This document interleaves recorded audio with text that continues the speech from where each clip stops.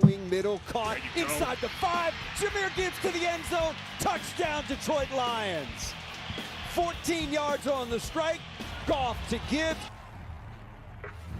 In his third season from Alabama, number 0, Jahmyr Gibbs. All right. I think we're okay. Let me know in the chat if it changes, but I think I figured it out. The dual vertical and horizontal was turned on, and I think that's what was killing it. So we are going to go without that. I'll just have to figure out how to re-add that back in because some people like to watch the vertical on their phones versus the horizontal. I'm just going to have to make a change. Doesn't look like we have a lot of people in. Hopefully we'll get some people in here soon. During the rest of the week, I'm probably going to go a lot earlier. I really wanted to get going by about 5. And I could even go earlier than that as I get all my updates and I get a lot quicker here throughout the week. So just pay attention. Make sure you got notifications on. And, of course, if we get any breaking news today while we're live, we will let you know. The other thing that I was just thinking about is the Lions have we have a preseason game here in 9 days. And without Vaki, and now adding another running back, and no Gibbs, which he wouldn't probably play in that game anyway. The Lions are kind of hurting, right? No tight ends, very few. We have many missing. We have running backs down. It's not a great place to be, headed into your first preseason game, but it's just preseason. And every team is feeling it right now. There's a lot of injuries happening around the league. And I think I said this morning, but I'm just going to say it again. For those that they were really concerned about Brad Holmes and Dan Campbell, really Dan Campbell having too hard of practices and going too tough. Look, man, they haven't even done anything but 2 days of pads, and the majority of all the injuries came before the pads, right? So it's not hitting, has nothing to do with that. It quite simply just is injuries happen. It's part of football. It's part of the game. You can't do anything about it, unfortunately. Calf strains, hamstrings, groin pulls, that's all part of it. I guess, in my article today, and I think I said it earlier today as well, I just don't know why. Like, if you're really trying to protect these players, like, how come none of them are wearing those clear visors? Some of them are, and some of them are wearing colored visors, but that would have protected Vaki's eye.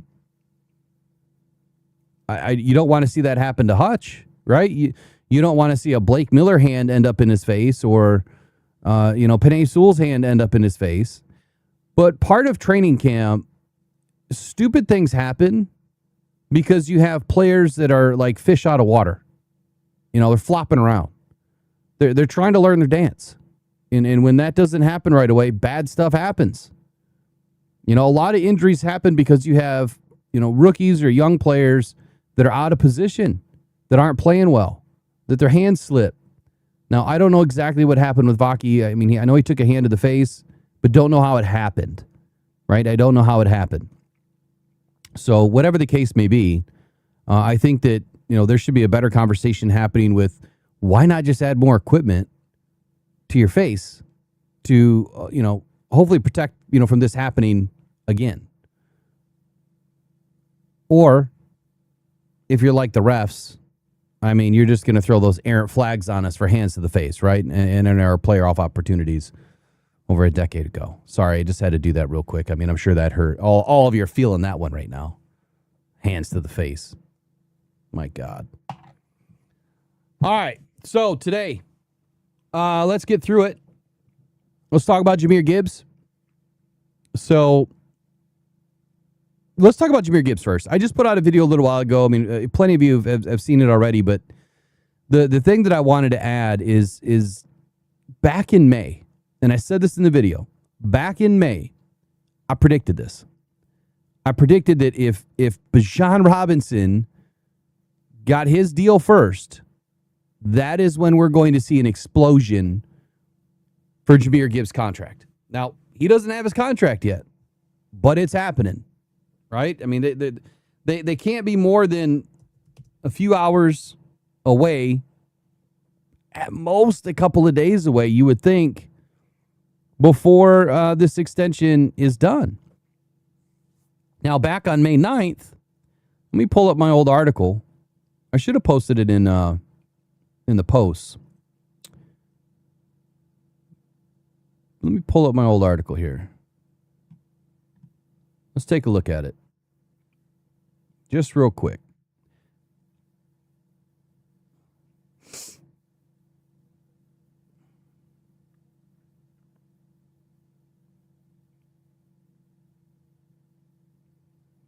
All right, so here, let me fix that. Back on May 9th, I put out this article that, and I think I did a video with it, and people were trying to say, like, you know, I'm putting out clickbait. No. This isn't clickbait. This is predictions. And in my whole take on this thing, I'm just going to read through it. Just my take on this whole Gibbs contract deal. I said the Lions should not treat Gibbs like a traditional running back contract. And that is how teams miss the point. Right? Gibbs is not just a handoff and run the ball type of a player.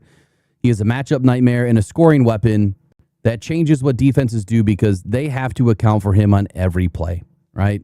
And any spot on the field, no matter where he's lined up. And what that fifth-year option picked up, that Detroit likely gets, you know, this done in one of two ways. Either a new 4-year deal that replaces the option structure, or a 3-year extension stacked on top of the 5th-year option. Those are the only two ways that I see this happening. I'd be blown away if they did a 5-year deal. I don't think that would happen with a running back. You're just asking for trouble. So if the Lions value Gibbs at 4 years, $76 million on a 4-year deal. Now, if you do the math on that, that's like what, $21.5 million-ish per year. That, including the 5th-year option, that would essentially work like a 3-year, $61 million extension.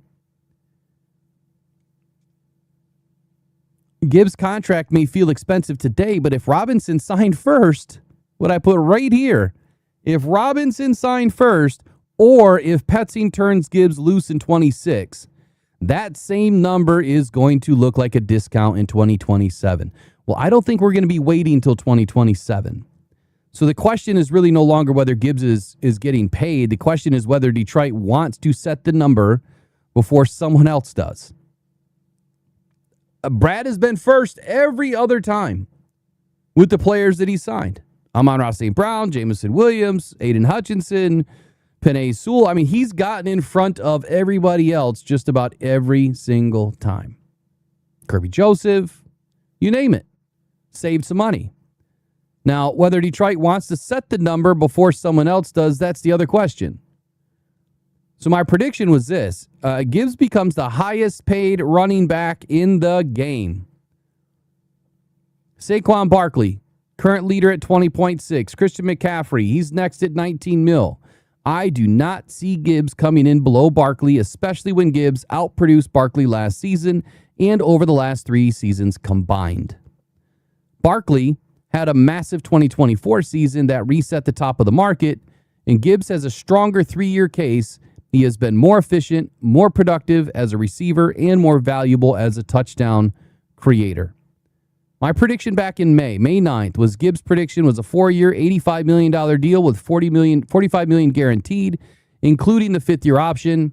The new money was 3 years at $70.7 million or $23.5 million AAV. The total AAV, when you bring everything in, was $21.25. This $23.5 million number, that's probably where he's going to end up. I think it's going to be really close. Now, my prediction tonight in the video was very close to this. I had it at 3 years and $69 million. 3 years and $69 million. And the reason why I chose that number was just to get, I mean, I went through and I looked at Bijan's numbers, right? And the percentages. And so when I boiled it all down, my final prediction tonight was using the 76.4% of the base contract as a guarantee. Using the 55.4% as the guarantee at sign, it could be a little north of that, or they may use the same percentages or just be very close. So he also had a 12.36% bump in potential upside to his contract as a max value. So when I looked at all those numbers and I'm looking at, how much Bijan just got, I came up with $69 million.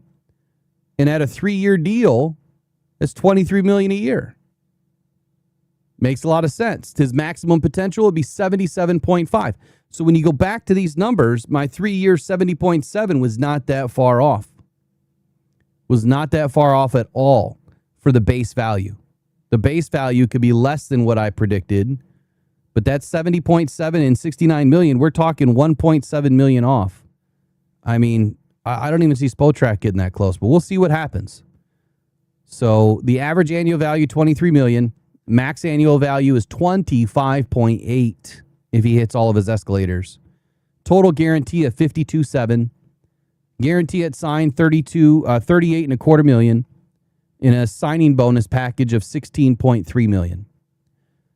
Now the contract length would be 3 years extension added to his existing contract. Keeps him in town until 2030. I don't think the Lions would keep him until 2030. I think they'll probably trade him by, after the 27 season if the Lions win a Super Bowl by then. So not far off. You could kind of see the market going in this direction. If anyone thought that he was going to get less, or that Bijan was going to get less than what was already out there, I think that some more research needed to be done. I don't know who was projecting. I think Spotrac projected Gibbs to be less than Bijan and less than Christian McCaffrey. I just don't see how. It doesn't make any sense. He's a better back.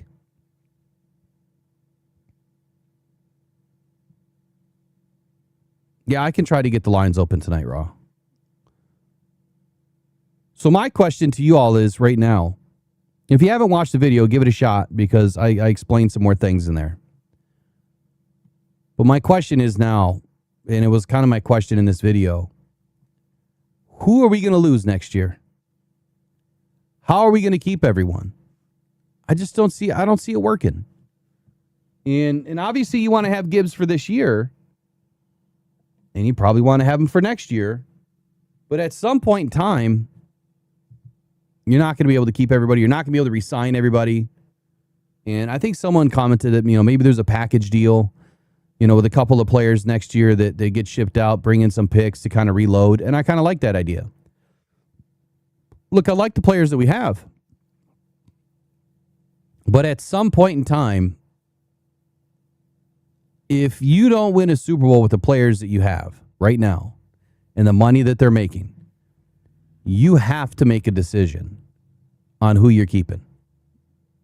Especially if you want to reload and continue to work forward and work toward a Super Bowl. You can't continue to pay all these top deals and expect it all just to work out. There's no way.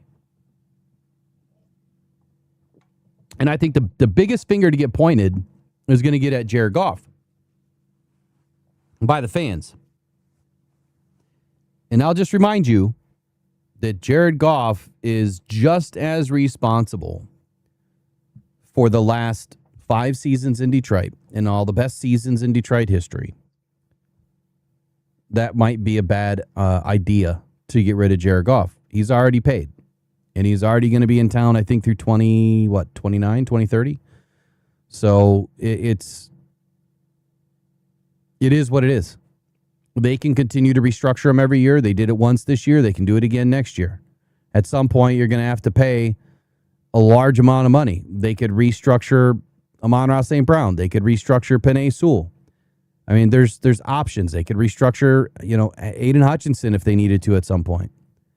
They'll have options. They'll be able to create money. They'll be able to print it on demand. But at some point, that paper's going to jam. And you're going to have to do something else. And that's why I think 2027 is the decisive year, especially with what's coming into this draft. It's supposed to be a really good draft. I say that now, but I have a lot more evaluation to do in December. Well, that's when I really get started, and we'll see what it lends to. We'll see what happens. But not having Jahmyr Gibbs this year would be insane. And there's not a team out there that's going to pay what Brad Holmes is going to want right now in any trade. And I don't think that that's even on the docket. I don't think that that's anywhere in the conversation. But anyway, let's get to today.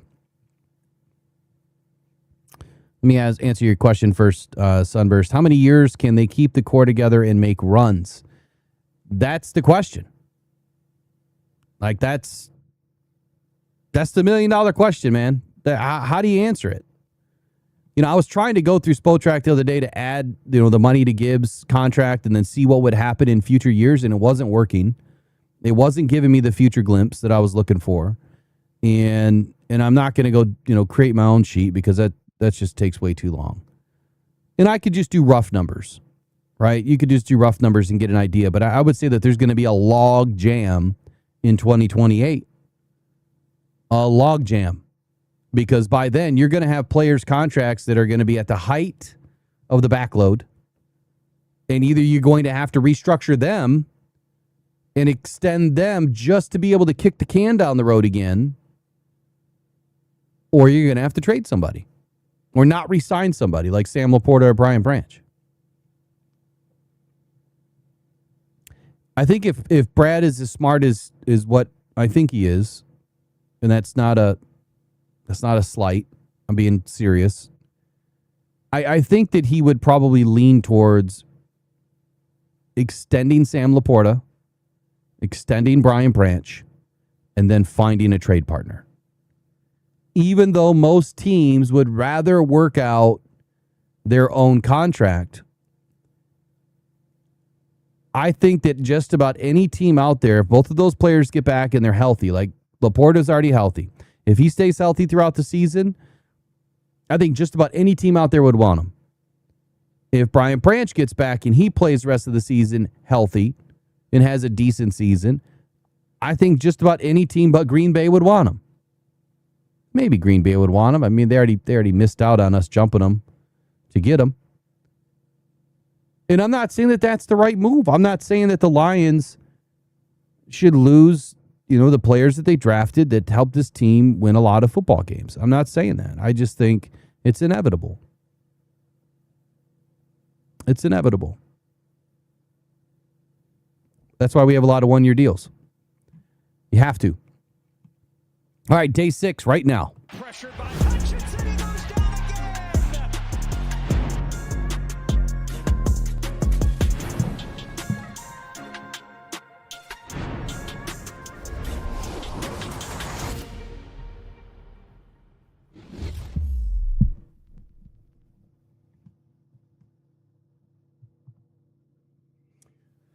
Okay, let's just do it.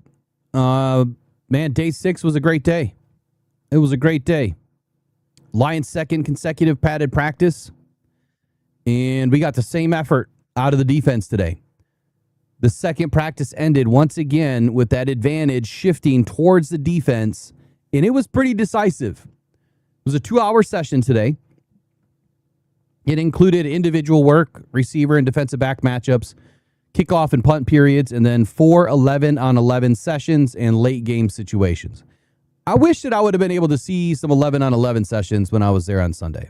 Either I missed it or I didn't see it. Detroit's front controlled the early run periods and maintained pressure throughout practice. Ali McNeil showed up.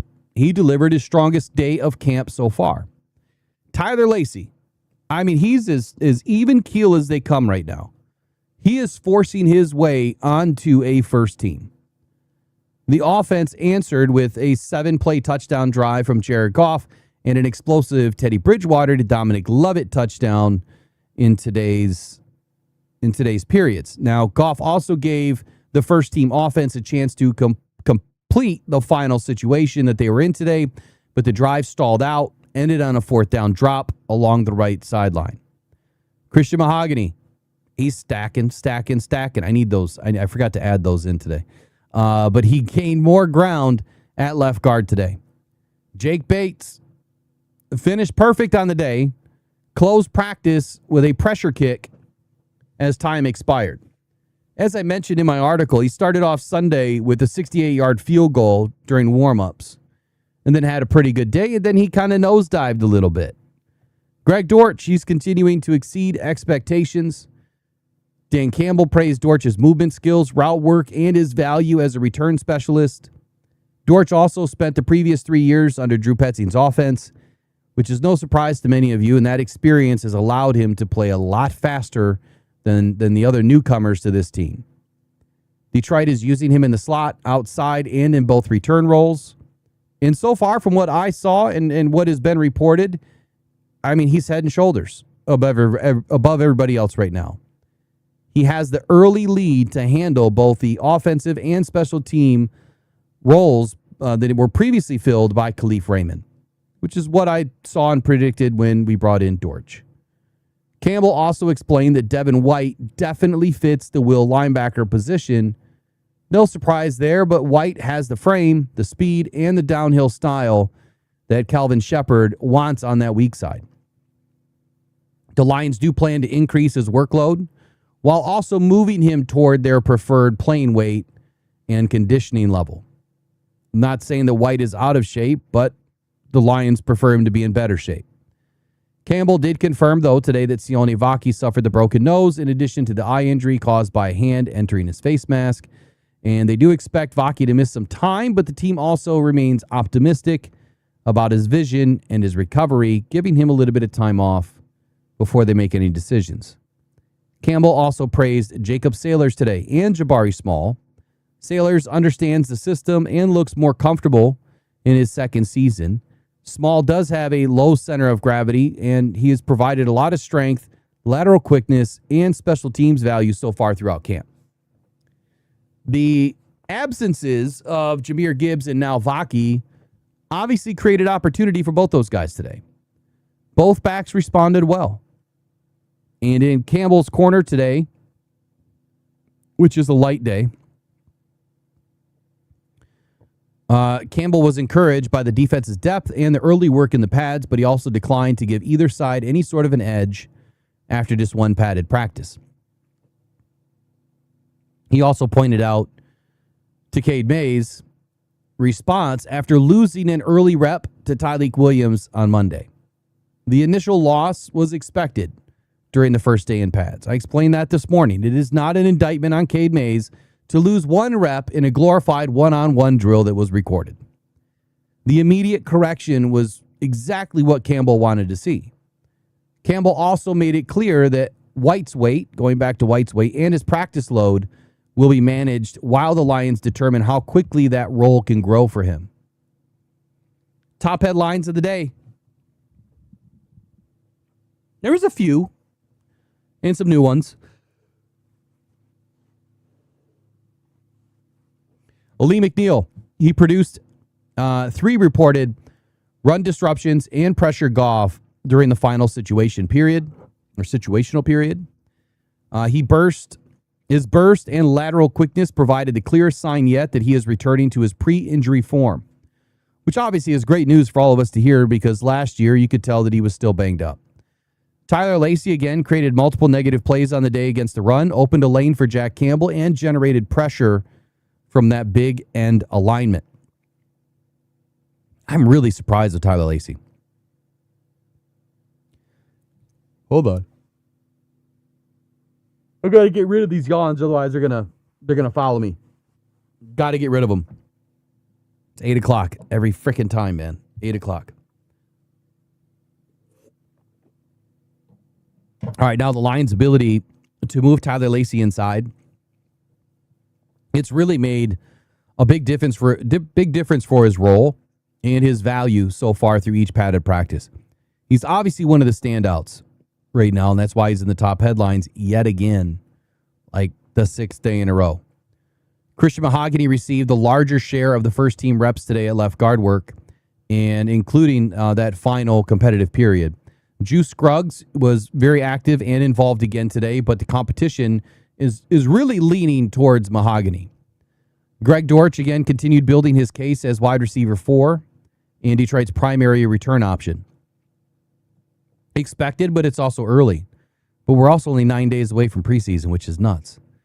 And again, Dortch's familiarity with Drew Petzing's system, it's really allowed him to create separation while handling the multiple jobs.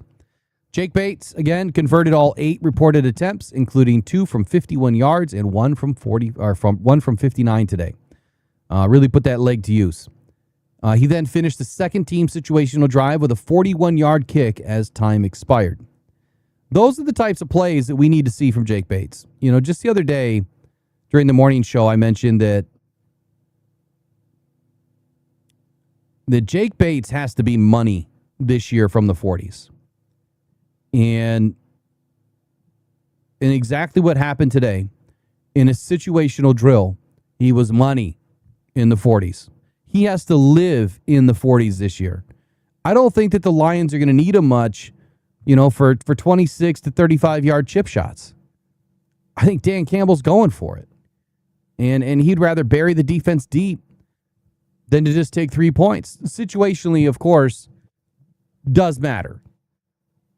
But from that 40-yard out range, that is where Bates is going to have to be consistently better this season.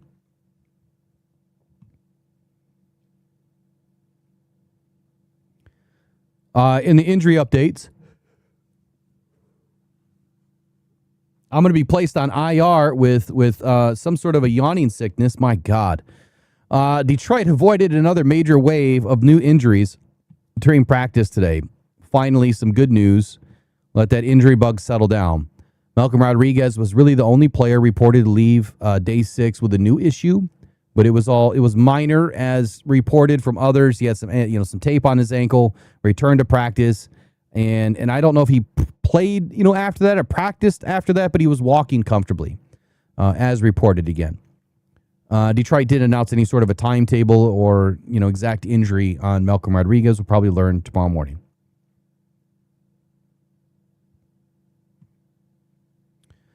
Recap, obviously, Vaki is going to miss time. Anthony Ferksker is fractured his leg. He's on IR. The Lions re-signed Zach Horton and also brought in Nick Muse at the tight end position. Lawrence Keys missed practice with a hamstring injury.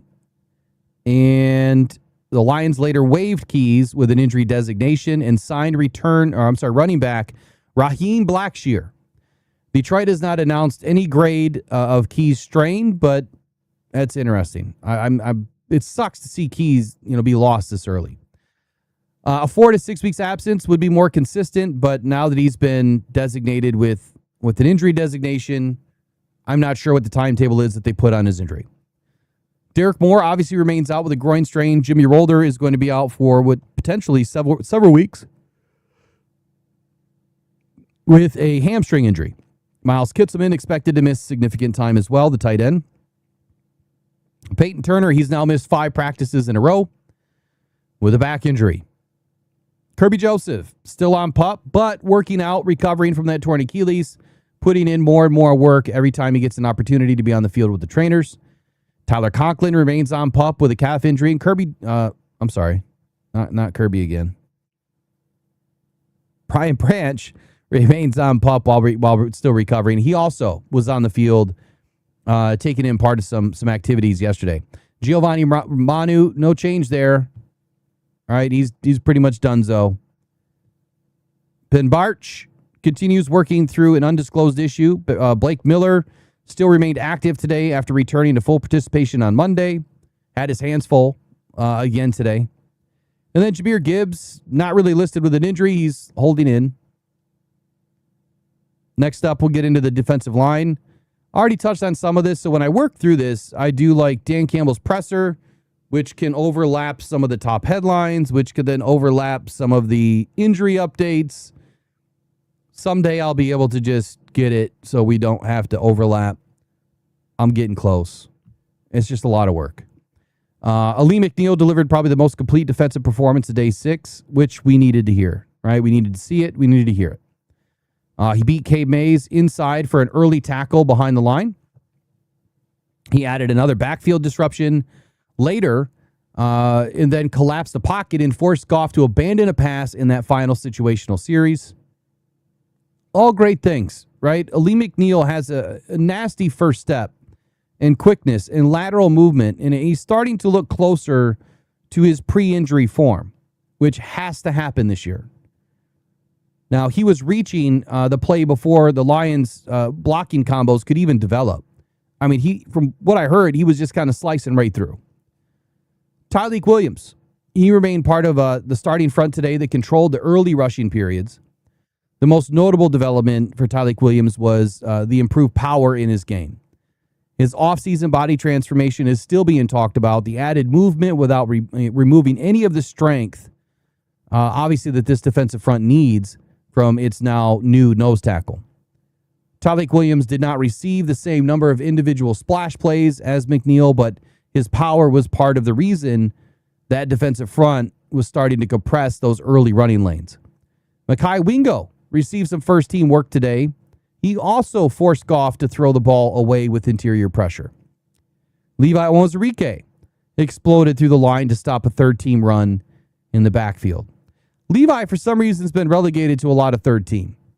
And I'm not sure if they're just kind of bringing him up slowly. I mean, he came off a nasty injury. Maybe they're just trying to give him, some wins and his confidence back, which tends to happen with some teams, some coaches. They might give you an easier assignment in the very beginning to see how you handle it. And if you're swimming through it, they're going to continue to move you up.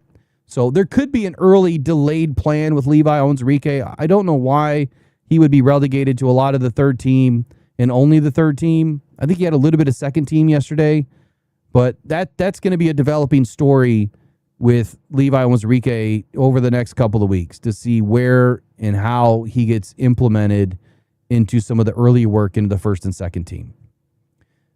Either way, I think that Levi is more rotational depth. He could have an opportunity to win some sort of a role in a starting package, depending on down distance and situational awareness.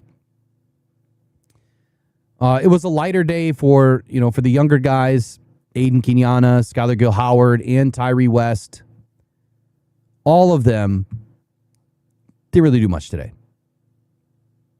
Off on the edge, this is where Tyler Lacey followed his day 5 breakout with another disruptive performance. He swam past Ratledge for a tackle for a loss behind the line of scrimmage, and then he later drove a blocker out of the play and opened up the lane for Jack Campbell to fit and finish. He also generated some pressure again against Bridgewater and then made another stop during a later team period. Lacey continues working as the big end in base personnel before sliding inside in some of the passing packages. He's just come out of nowhere this year. But his size, his strength, his alignment flexibility, it's really turned into the biggest story of camp so far. The Lions have found an unlikely candidate to stack next to Aleem and Tyleik, in a lot of their pressure packages, and he's winning. He's winning. Aiden Hutchinson. That's only 2 days in pads. Let me remind myself. Getting excited about Lacey. Aiden Hutchinson continued affecting the pocket today from obviously his starting edge position. And Tuesday really did not produce one signature sack or tackle for loss or anything, but his pressure still contributed to the front's control of practice.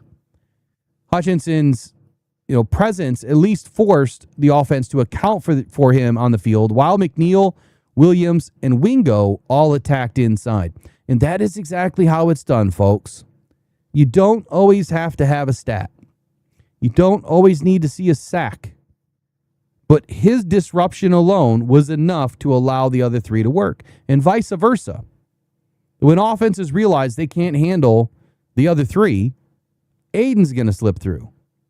And when they somehow try to figure out a way to stop all four, well, that's when you're going to see the linebackers get dialed up. And I think that Kelvin Shepard preparing what he's preparing this year, the little sprinkles that we're hearing and seeing, this defense is so versatile. I mean, they can do anything that you want them to do. Ahmed Hassanin, go figure, right? His presence today his presence today generated a pressure that ended as a practice sack and later stopped a running back behind the line of scrimmage for a loss. The production showed that his motor is beginning to translate into finish plays. He's really starting to get it. Obviously, with Derek Moore out, Peyton Turner still unavailable. Hassanin is just, he's scooping it up, man. He's getting all sorts of reps throughout the padded portion of practice, and he's moving from a developmental player now into the rotation. And then Trevor Nowaski today. He delivered one of the hardest hits of practice when he stopped Sailors behind the line of scrimmage for a loss, and he lost his own helmet throughout the process. But putting Nowaski up on the defensive line as an edge today is a new development. I don't remember the Lions doing that with Nowaski last year. Now, they had him into Sam, and yes, he was up on the line of scrimmage at times, but they had him out wide. They had Nowaski out wide today. They're trying to make these guys do everything, and not in a bad way. It's not like they're dropping them all in coverage. They're figuring out other ways to use them in pressure packages. He also beat Devin Cochran later around the edge for a practice sack. So Nowaski coming out of nowhere. Another amazing pickup, by Brad Holmes a couple of years ago. Lost him, got him back, and he's been with us ever since. And he's been great as a rotational guy, and now he's getting more opportunities as he's grown in the system. It was a lighter day. It was a lighter day for DJ Wanham and Anthony Lucas. Not much that I heard. I don't know if anyone else has reported on anything, but I haven't really heard anything from those two at all today. Jack Campbell. We'll get to the linebackers now. He helped set the tone during the open rush period of practice today. He stopped one run at the line and finished another after Lacey destroyed the blocking lane in front of him. Piggyback those two in both their sections, right?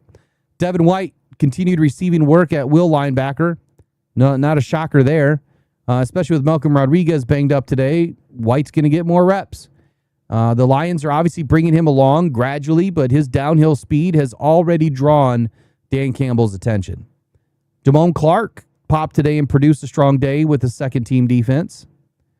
He also tracked down Sailors on a run, filled another gap quickly enough to draw an obvious hold and stop Dortch a yard short of the line to gain during a situational period today.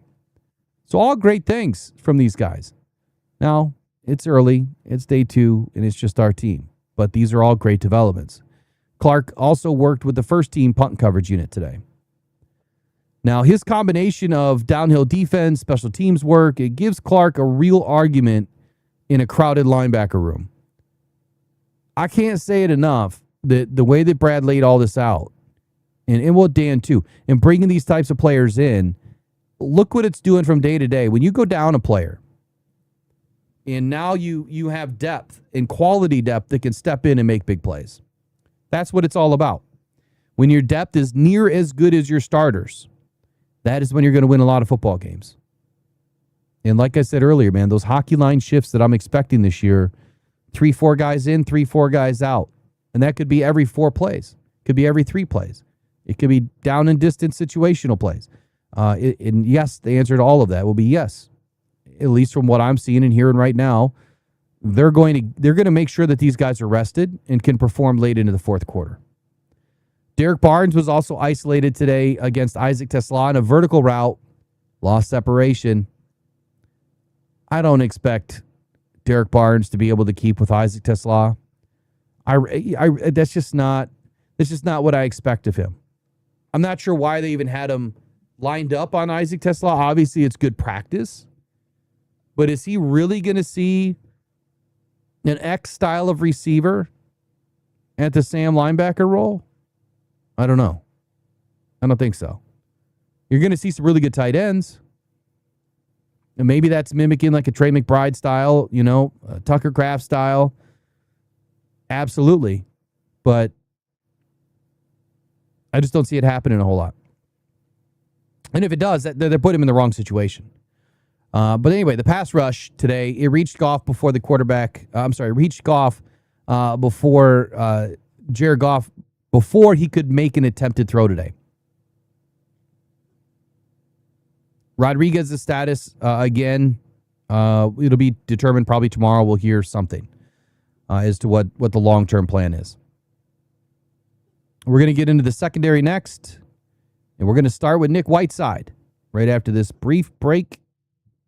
One of our sponsors. The season is here, and you want the latest news and rumors on your Detroit Lions. Head to SportsSpider.com. That's sports, SPYDER.com, where you can get your Lions news and all your sports in one place. Man, this site is packed with your favorite podcasts, live news, articles from local writers, and insiders, all updating in real time. Not just the Lions, every major sports team, including MMA, UFC, and so much more. Don't want to waste time searching? Sign up for free. Create your ultimate sports news hub. You control what hits your feed at SportsSpider, your number one source for all your sports. Visit SportsSpider.com today, right after the show. One more round. I got to fix my lighting, I guess.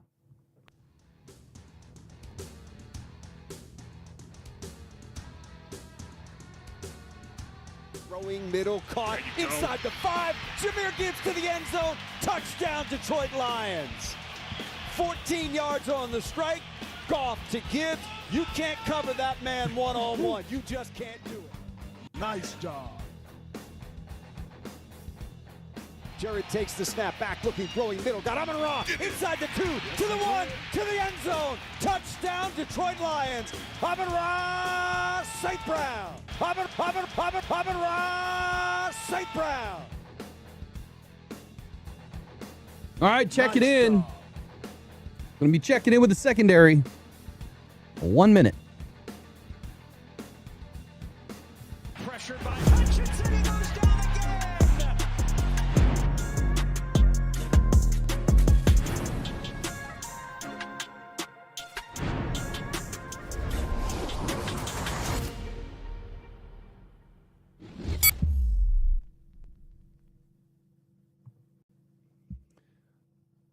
Oh, this stupid thing.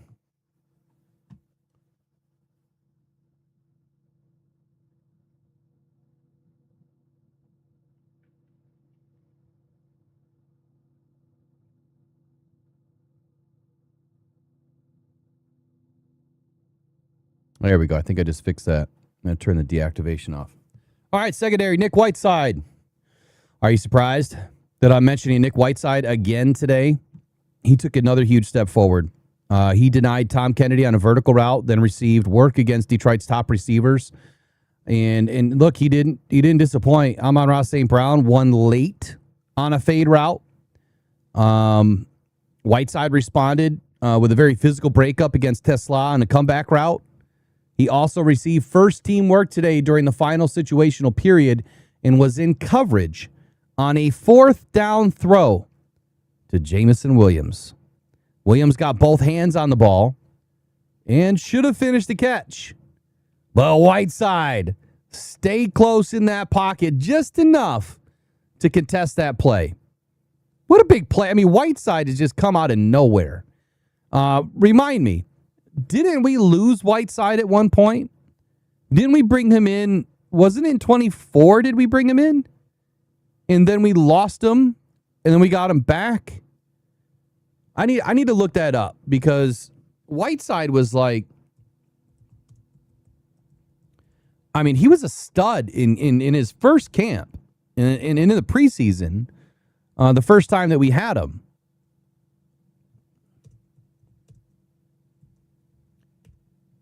And then, of course, we let him go. He's 6'1", 200 pounds. Explains why he's so good. He has prototypical size. I'm just kidding, but that's part of it. I'm going to be 6'1", 202, Nick, real soon. I'm getting there. Yeah, so it was 2023. He was undrafted. He went to the Commanders in 23. Went to the UFL in 25. He's been with the Lions 25 since. I thought we lost him. I thought we had him earlier in 24, but I guess it was just last year. He was a first-team D2 athlete, All-American. He was a second-team D2 All-American. He was a GLIAC Defensive Back of the Year in 21. And he was a 2-times first-team All-GLIAC in 21-22. Small school guy, and he's making real-world problems for everybody else out there. All right, how about Rocky Sin today? He broke up a pass intended for Tesla and St. Brown. He also closed quickly on an outside run and stopped Sailors near the line today. DJ Reed, he recovered on an underthrown stop-and-go route and broke up the pass against Jamison Williams. One of the routes that Jamel's been working on this year is the comeback. Reed also denied St. Brown on a slant route today. Ennis Rakestraw, as good as he's been, it's the inconsistencies that are starting to get the better of him. He lost 2 releases to Jamison Williams today, but he recovered on a slant and punched the ball loose after the catch. Great heads-up play by Ennis Rakestraw today. Keith Abney added another pass breakup and remained physical on special teams. I'm going to pause there because, sometimes I just have to trust my gut. I know I've told this story multiple times, and I should just go get the tape and just get it ready. But when I saw Abney's tape, I loved it. And then when I was getting down to camp and heard that Abney was on the board for the Lions, and to keep your eyes out there for Abney, it was like a day later that or 2 days later, whenever it was after camp, I started to lose confidence in Abney because there was other players that were jumping my board. Next time I have to trust my gut because Abney was the call early, and clearly Abney was one of the guys that they liked all throughout the draft. Now, I know what some people say, they watch Inside the Den and they think that, Brad and Dan were all in on just Miller, or all in on this player. That's great editing, y'all. It's really great editing. I'm just going to leave it at that. They're not going to talk about any other players. They never have, they never will. They will never tell you who they're really going for. But the editing will make it look that way, I promise you. Brad said that himself. He'll never tell you. He'll never tell you. All right, Thomas Harper. He denied Lucky Jackson today and Sam Laporta on vertical routes. Chuck Clark added a breakup, but could not undercut Laporta's touchdown route. Amaris Brown recorded another pass defense today while continuing to receive some safety work. I mean, all of these DBs have been phenomenal, especially Khalil Dorsey. Now, he limited Tesla's separation on a fade route today, and then Tesla won above him at the catch point. Kind of expected. Christian Izzian lost to Dortch's post corner route today, and then even though Dortch could not complete the catch in bounds, he still lost the rep. Roger McCreary lost to Cedric Wilson on a corner route and to Lovett on a long touchdown. Roger McCreary is not doing Roger McCreary things right now. He's just not. Deshaun Rucker stayed in phase, and he also broke up Bridgewater's late shot for Cedric Wilson. We'll touch on the quarterbacks next. Right now in the chat, in the comments later, give me your 6 DBs or your 6 corners. Who are they?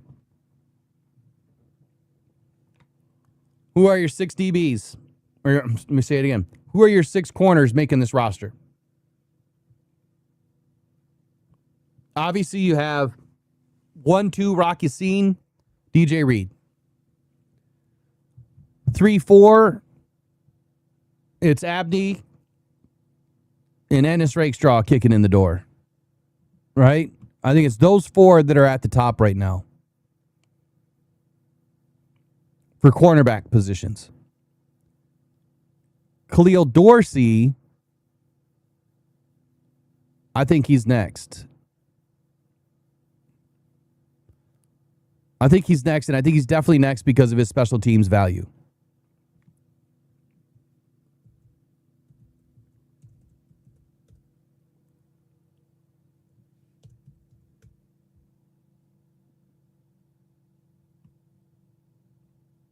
He's 5'8", 188. And, man, he plays a hell of a lot bigger than that. He packs a wicked punch.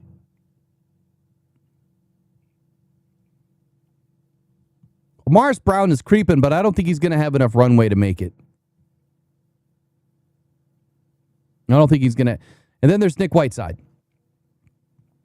And maybe you could put Nick Whiteside at number 3 or number 4.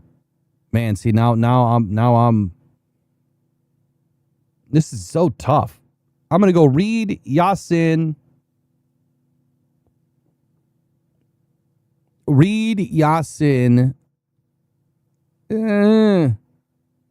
Whiteside, Rakestraw, Abney, Dorsey. Lions keep 6. Maybe the Lions go a lot deeper in the DB room this year than they have in seasons past. And quite simply because if you're going to run nickel, you have to have guys. Because if you lose guys, you need guys. And maybe some of the vets that are on this team, you might end up cutting a vet if you can have the handshake deal. And that they're going to stick on the practice squad. And so some of the guys that are not making a ton of money, that are on a very low 1-year deal, I would say that those are the guys that are probably more likely to go to the practice squad, right? P squad, vet squad. They don't have to go to another team. And I think a player like McCreary right now, who's maybe not playing the best, maybe he would be one that would, stay on the P squad for the Lions. That's if another player doesn't totally jump him on the P squad too, because right now he's not playing well. But it's early. It's early, and he's on a great team. All right, Jared Goff, kind of a quiet day, even though they had 4 11-on-11 periods today. But Jared Goff led probably the best sustained offensive possession of the day, as expected. He fit a 28-yard throw to Williams between multiple defenders, tight window, and then found Laporta for a 3rd-and-goal touchdown. The final situational series began with a 13-yard sideline completion to St. Brown today. And then McNeil forced that throwaway on the very next snap. So that obviously didn't feel great. And then Goff short-hopped one. And then a collision between St. Brown and Clark produced an incompletion. Who knows if there would have been a flag on the defense for interference. And then on 4th and 10, Goff gave Williams a chance along the right side, and Williams just couldn't finish the catch. And the defense closed out the day, closed out the period. Teddy Bridgewater probably delivered the biggest play of the day today. He rolled right, and he found Dominic Lovett on that deep down sideline toss. And Lovett made a hell of a grab. Lovett finished the play for an approximate 80-yard touchdown. 8-0. Bridgewater later moved the second offense into the field goal range during that final situational period. Jackson Meeks became his primary target, and the second unit gave Bates a chance to finish the period, and he did. Luke Altmaier had a quieter day in the available coverage. Not much talked about with Altmaier today, but it was a much quieter day for him. He still has a long way to go. Now, running backs. I saw that there was some commentary earlier about some of the running backs. If I read what you said was right, someone said that maybe Jabari Small was ahead of Sailors. I don't think that that's the case. I think it's the exact opposite. Jacob Sailors has remained the second option behind Isaiah Pacheco and continued receiving first-team work today. And obviously, when you have players that are missing, players are going to get bumped up. Now, Raw B is going to love what I'm about to say next. It's coming. But Jacob Sailors produced 2 runs of at least 10 yards and maintained his balance through incomplete tackle attempts today. Sailors has become one of the primary beneficiaries of the depleted backfield with multiple guys out, obviously, with the hold-in of Jahmyr Gibbs.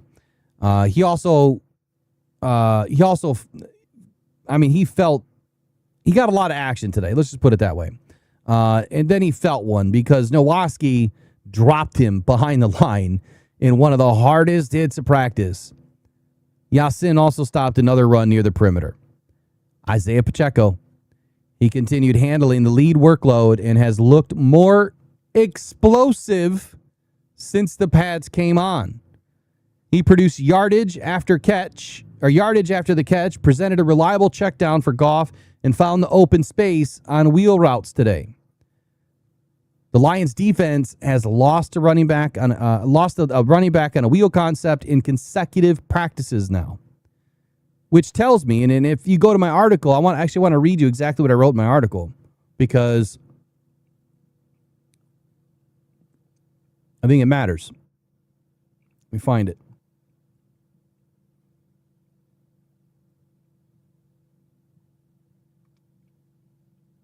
I want to make sure I get the verbiage right. I don't want to paraphrase it. All right, here we go.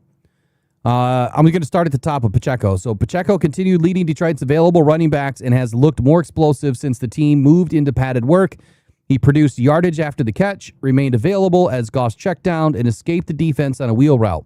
Pacheco's work in the passing game offers an early indication of how frequently Petzing intends to involve Detroit's backs beyond traditional carries.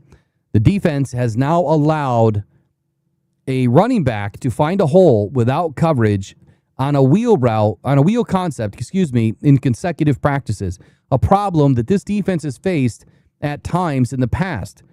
Kelvin Shepherd has to get this corrected, but this is exactly what Drew Petzing brings to the table through motions and isolation tactics, creating confusion for the defense.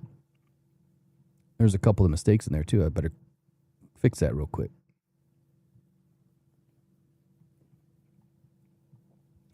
So Isaiah Pacheco, from multiple notes today and multiple reporters, explaining how much Pacheco's explosion was on display today.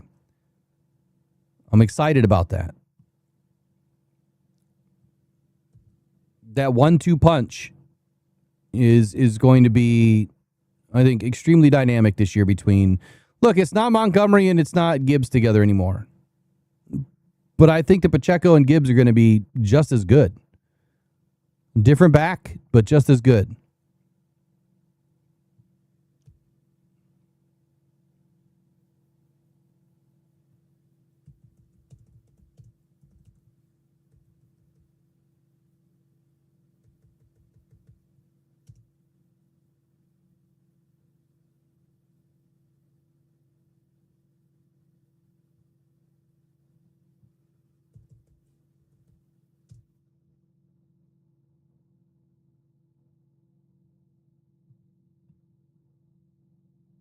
All right, I had to fix that real quick. So anyway, Kelvin Shepherd has got to get it cleaned up, right? Lions defense has faced that many times in the past. And again, when you are isolating your own defense and creating chaos and confusion, these are things that they're going to see from other teams. Jabari Small, he received work with the first-team offense today. He broke a long run behind Devin Cochran and Melvin Priestley and handled a kickoff return during the final situation. Look, he has a very low center of gravity. He has extreme quickness and brings special teams value that are keeping him in the roster conversation. But I would say right now, Jabari Small is on the outside looking in. Small also paired with Tom Kennedy in the return game during the final situation period as well. Kai Robichaud had a quieter day in the available reports that were available obviously everywhere, but Robichaud hasn't done much since he's been in camp, and I'm a little bit miffed as to why. But when Robichaud was with us a couple of years ago, now that one I think was 2024, and then he blew out his hip really bad or something. Like he was doing exceptionally well in preseason, or in camp and then preseason, and I was thinking that he was going to make the roster, and then he blew out his hip, and he was out for the whole season, or at least the rest of the season. And I think he landed, maybe it wasn't the rest of the season. He might have landed with another team very late in that season. So I'm quite surprised that he's not doing a whole lot right now. Let's talk about the offensive line. Christian Mahogany, again, pulling away. He opened up individual work with the starters. He took first-team snaps during the 2 and the 14 periods, and remained at left guard for the final situational series today. He's starting to look really good.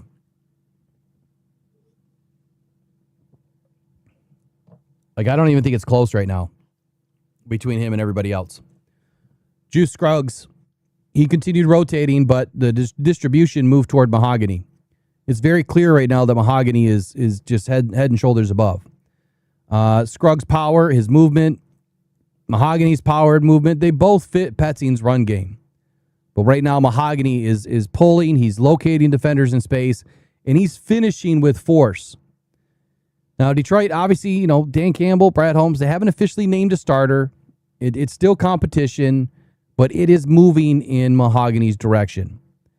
Now, Cade Mays lost an early matchup today when McNeil crossed his face and then made the tackle behind the line of scrimmage. Cade Mays responded later in practice. Tate Ratledge lost an early rep to Lacey's swim move. He responded later in practice.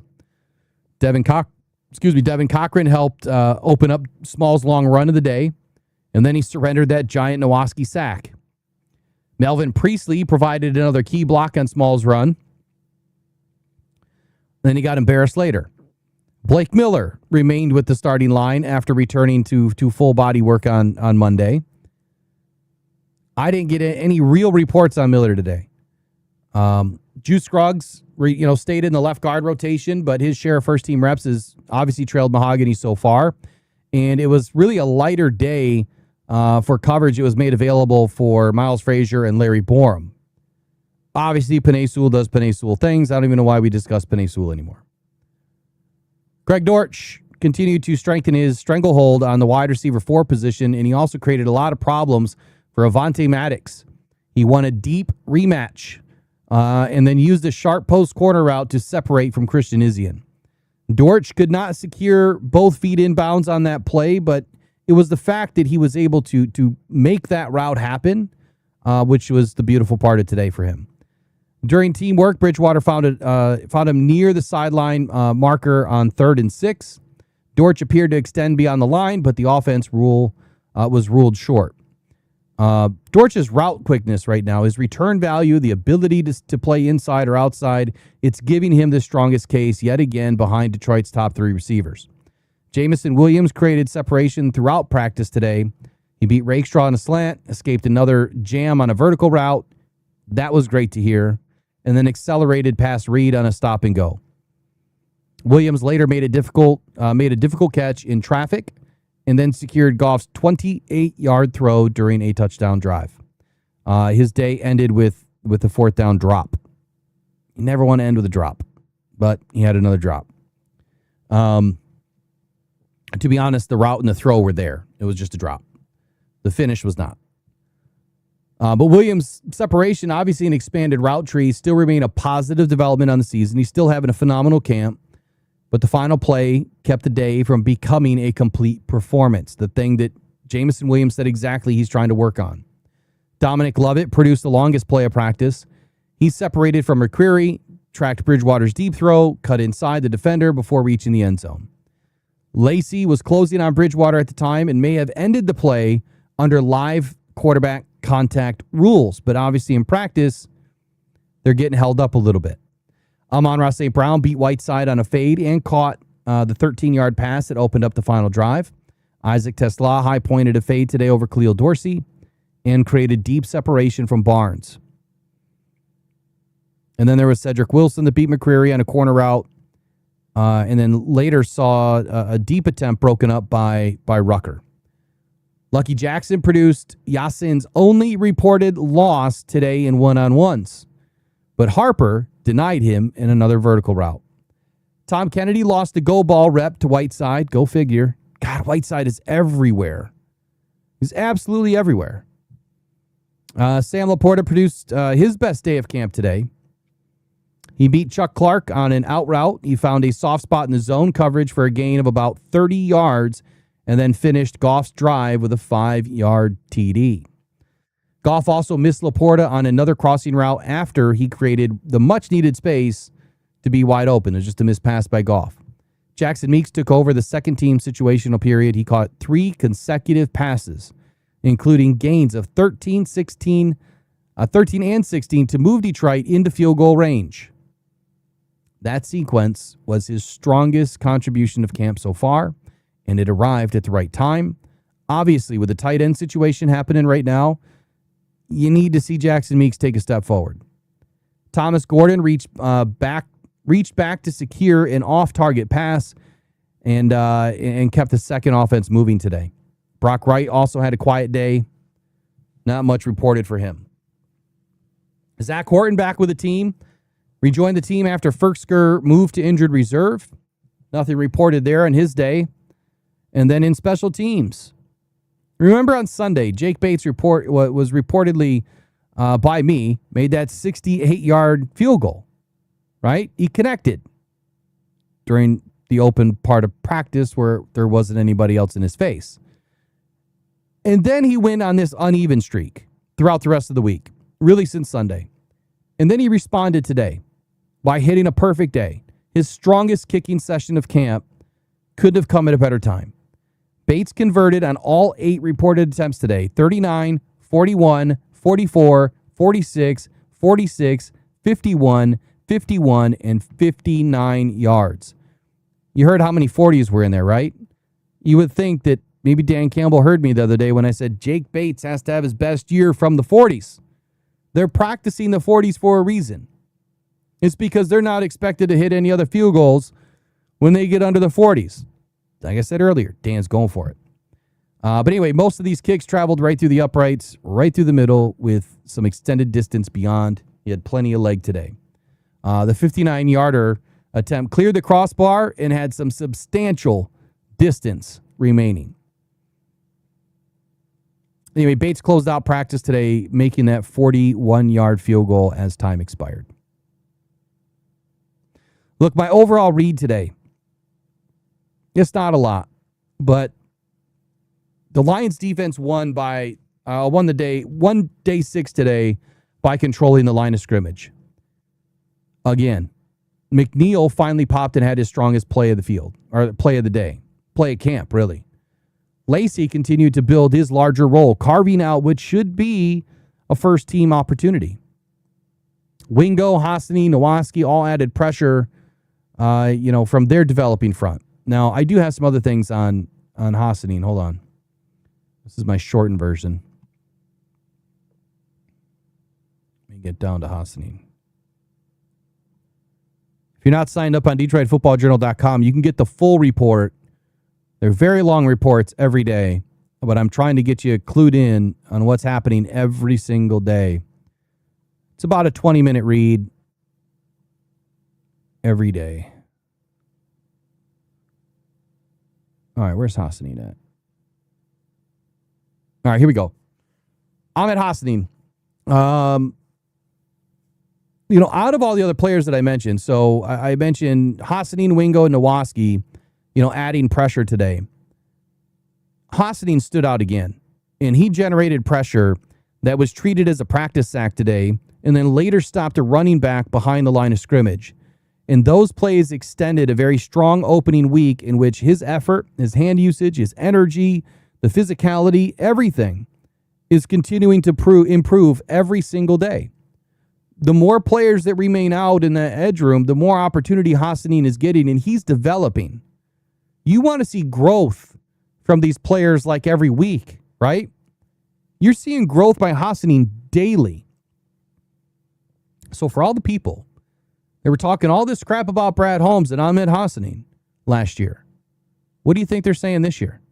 How many of those creators are creating content of how good Hosny is? I don't know. I haven't looked. I'm curious. If you know, let me know. I am curious. Because I'll definitely do a video calling them all out. His pressure at work anyway has become more technically productive instead of just relying on effort alone. He's actually using his instincts, and he's using the scheme to his advantage. And I think he really loves this new role, being out there in the big end. But his bull rush, his ability to finish through contact are giving the Lions defense a legitimate developmental option, still developmental, but a legit option, while Derek Moore and Peyton Turner are still unavailable. And again, the longer they're out, the more Hosny is going to grow. One additional Day 6 observer characterized Tuesday as Hosny's best day of camp. That's big news. That is big news. Overall take today. Again,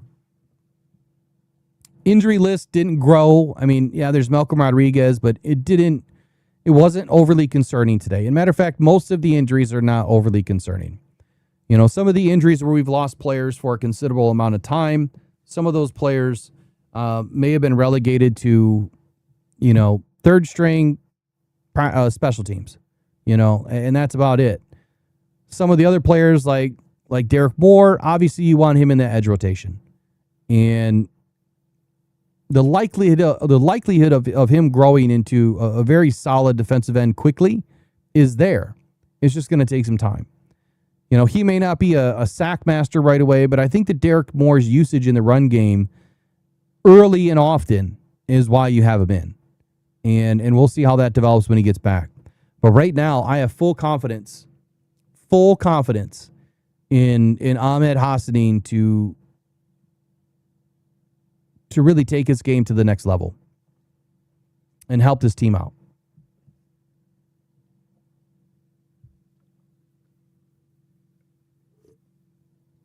Wanham kind of had a light day today, Raw. I mean, he's been doing his job in practice. He's not, I mean, he's doing his job. He's making some plays, but it's not like, it's not overwhelming, you know, right now. I think that Wanham is going to do exactly what he's supposed to do. I pay attention to some of the other guys and write more about some of the other guys, some of the lesser known guys, some of the guys that are going to prove themselves, some of the guys that I expect to make a difference on the bottom end of this roster, because I think those are some of the more fun stories to talk about. Like, you could talk about Hutch every day. You know, you could talk about Ali McNeil every day. But I think that the players that are really showing themselves right now on this defense, Nick Whiteside, Hassanin, Williams, Lacey.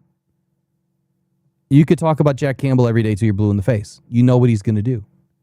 Barnes, I think he's great at, you know, the position that he's been in. So far, you know, dropping into coverage is not working out yet. I need to see more out of Damone Clark. All right, I need to hear more about Damone Clark. Obviously, over the next several days, we need to hear a lot more out of White. But White has already come in and shown why the Lions brought him in. He's fit in just a perfect glove into this defense.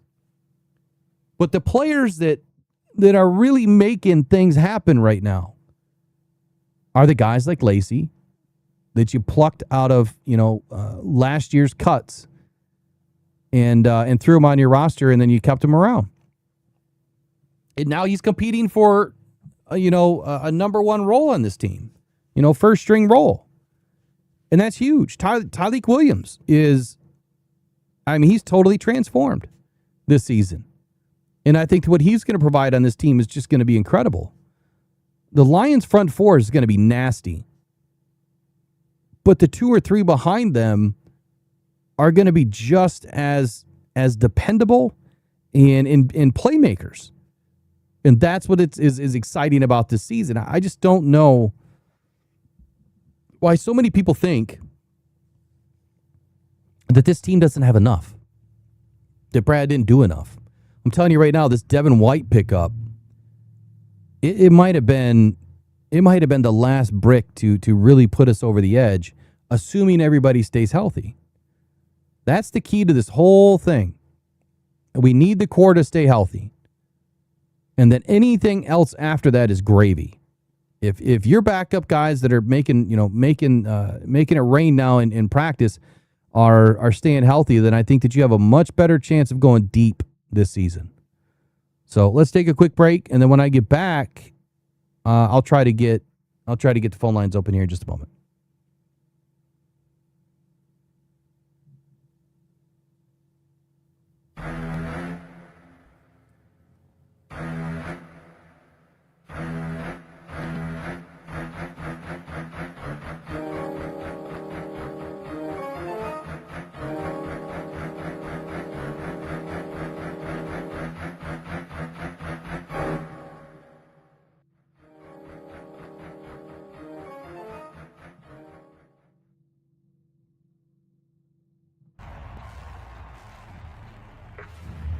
his third season from Alabama, number 0, Jahmyr Gibbs.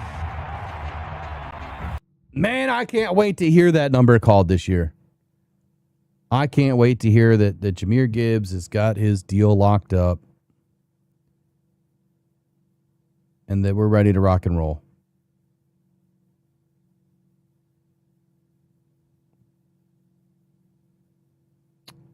If anyone has a moment. Oh, look at that. It looks like we are live on Detroit Football Journal, and we are live on the other X. And I'm just trying to check everything to make sure it's all working here.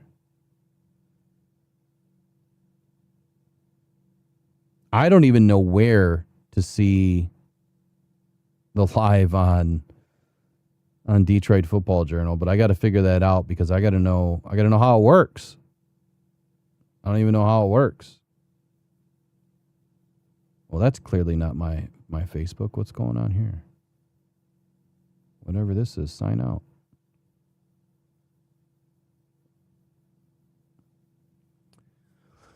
All right, Robbie, let me see if phone lines are open here. Make sure you call the right phone number this time. Delete the other one. You only want 313 podcast in there. 313 podcast. 313-768-2278. Phone line should be open. And while you're calling, I've got to check Detroit Football Journal out to see where the heck I'm live at. I don't see it.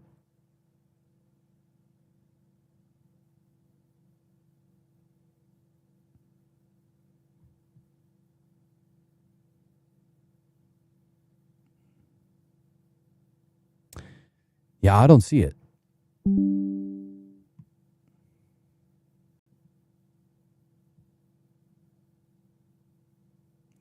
That's interesting.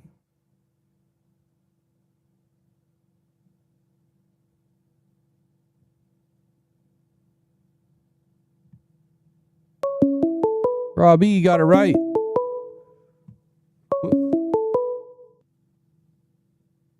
Robbie, what's happening, man? How you doing, sir? I'm doing good, man. How are you? Not too bad, my friend. What's on your mind today, man? Well, where to start? Good show tonight. Covered a lot of X's and O's.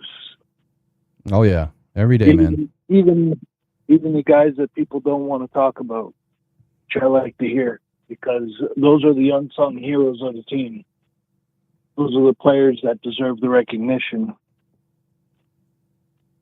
I think I want to touch a bit on the whole Jahmyr Gibbs thing. Ooh, all right. I proposed the question earlier, and you were busy, and it was on your morning show, and you didn't really see it, but what would you rather do?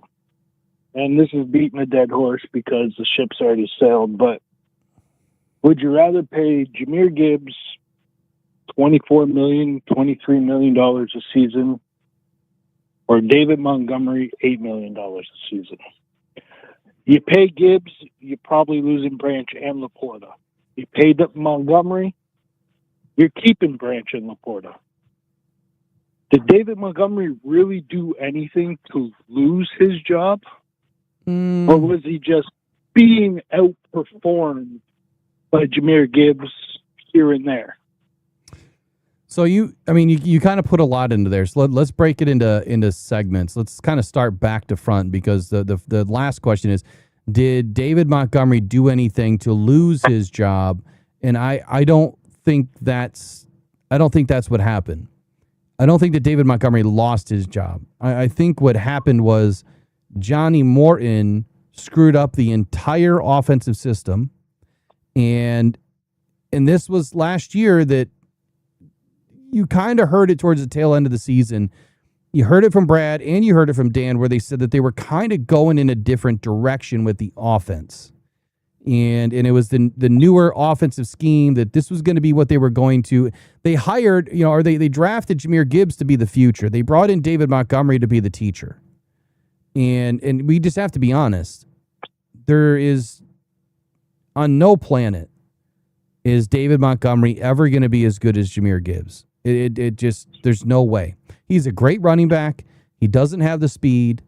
Yes, he can produce, but he's not going to be a guy that's going to be out there producing like Jahmyr Gibbs. He doesn't have that breakaway speed. He doesn't have that shiftiness that Gibbs has. I mean, you blink and Gibbs is gone. David Montgomery's getting caught from behind. Gibbs, you can let him run to the corner, and he's not getting caught. He can beat you to the corner. Montgomery, not so much. So I think it's two totally different styles of a back. My name. I think it's two totally different styles of a running back. So I don't think that's the answer. I just think the offense was going in a different direction. And David Montgomery knew that. And he's like, well, look, I'd rather get more touches somewhere else. I'm not going to get 150 touches, So I 100% agree. They're completely different styles of back. Okay. Yes, you've seen David Montgomery get caught from behind, but you've also seen David Montgomery break 2, 3, 4 tackles to get that breakaway to where they have to catch him from behind. Jahmyr Gibbs is more agile and explosive to where he's running by a guy before they have a chance to tackle him. I've also proposed this question. What breaks the heart of a defense more? A guy running by you that you can't touch, or a guy running through you can't bring down? I mean, look, it's all great. It's all great. I know what you're trying to say, and it's all great in theory. The old school of running the football was run it through your face, run it through your nose, and ground the defense into the ground, or pound the defense into the ground, and that was just one way of playing football. In today's football, you are trying to get away from contact. You're trying to utilize your offensive line to create the holes. You're trying to use your offensive line and receivers to block, but also create the mismatches.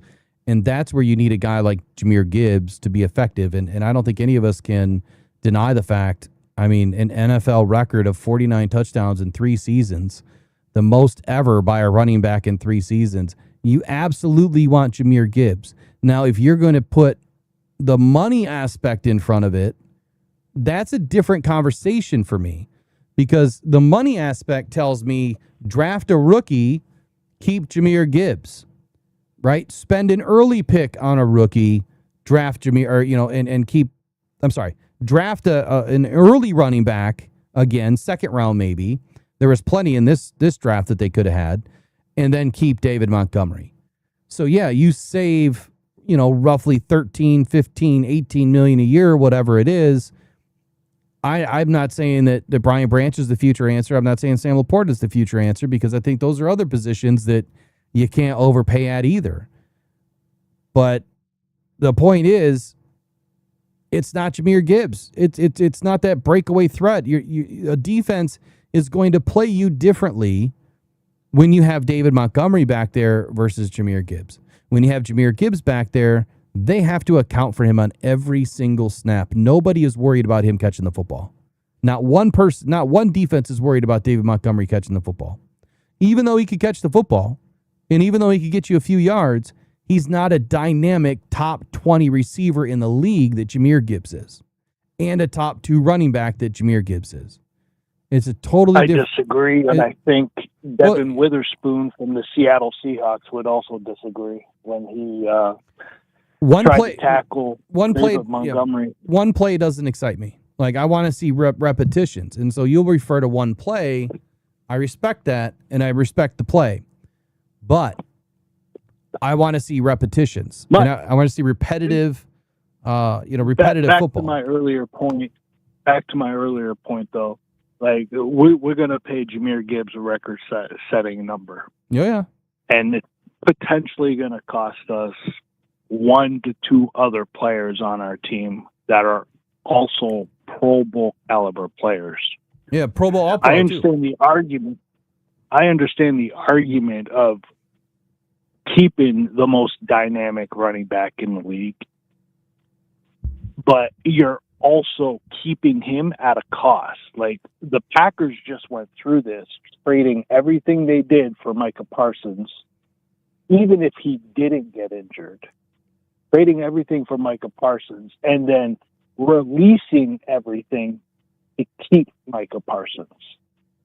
I don't want to see the Lions go through that struggle. And the Packers are kind of struggling. They got they're relying a lot of their hopes this year for a competitive playoff roster on the young rookies that they've drafted this year, last year, and the year before to pair with Michael Parsons to have that defense be as dominant as they're expecting it to be with Michael Parsons. But we don't need to have those hopes and dreams because that defense is dominant with Brian Branch, with Kirby Joseph. Kirby Joseph is neither here nor there because we don't know the future of him. Mm-hmm. We don't know if he's ever going to play it down again. He could take an injury settlement and retire from the league. That would also free up money. But I think Brad Holmes is being so loyal to these players, they're not necessarily being loyal to the logo. Because they're all saying, yeah, we're a team. It's all about the team. It's all about him, and it's all about him. But they all want to get paid and reset the market for their respective position, which is going to cause a huge cash flow problem, like you brought up earlier. Yeah. Jared Goff got restructured. That's causing a balloon payment for 2027, 2028, 2029, and so forth. Penei Sewell, Amon-Ra St. Brown. Like, those balloon payments are going to hurt. And if we don't front load Jahmyr Gibbs' contract to offset that, then we're going to be in a much bigger problem, like you stated earlier, come 2028, where the release of Jared Goff might be a certainty rather than maybe we can finagle the numbers more. Like, I don't want to see this Lions team in the next 3 to 4 years without Jared Goff. He's still a young quarterback, super effective. I don't want to see this Lions team without Jameson Williams because of what he does to a defense, regardless if he has the ball or not. You know, your favorite player, Jahmyr Gibbs, is so dynamic and electric. I don't want to see the Lions team without him, but I don't want to risk 2 or 3 other players just to keep him, because this team is built off structure. And if you're removing the structure and the core to keep one dynamic athlete, then you're basically screwing the pooch. So you're robbing Peter to pay Paul. Yeah, let's unpack that for a moment. So I should probably pull up the Lions contract situation here. Let me get that up here in just a second. But the one thing that I guess the one thing that I would rest my hat on is I number one, I would not say that Brian Branch is the answer. I would not say that Jameson Williams is the answer.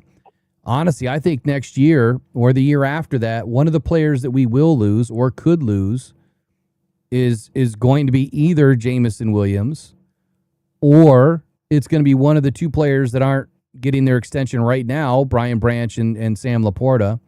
I think it's between those 3 players, and I'll explain why.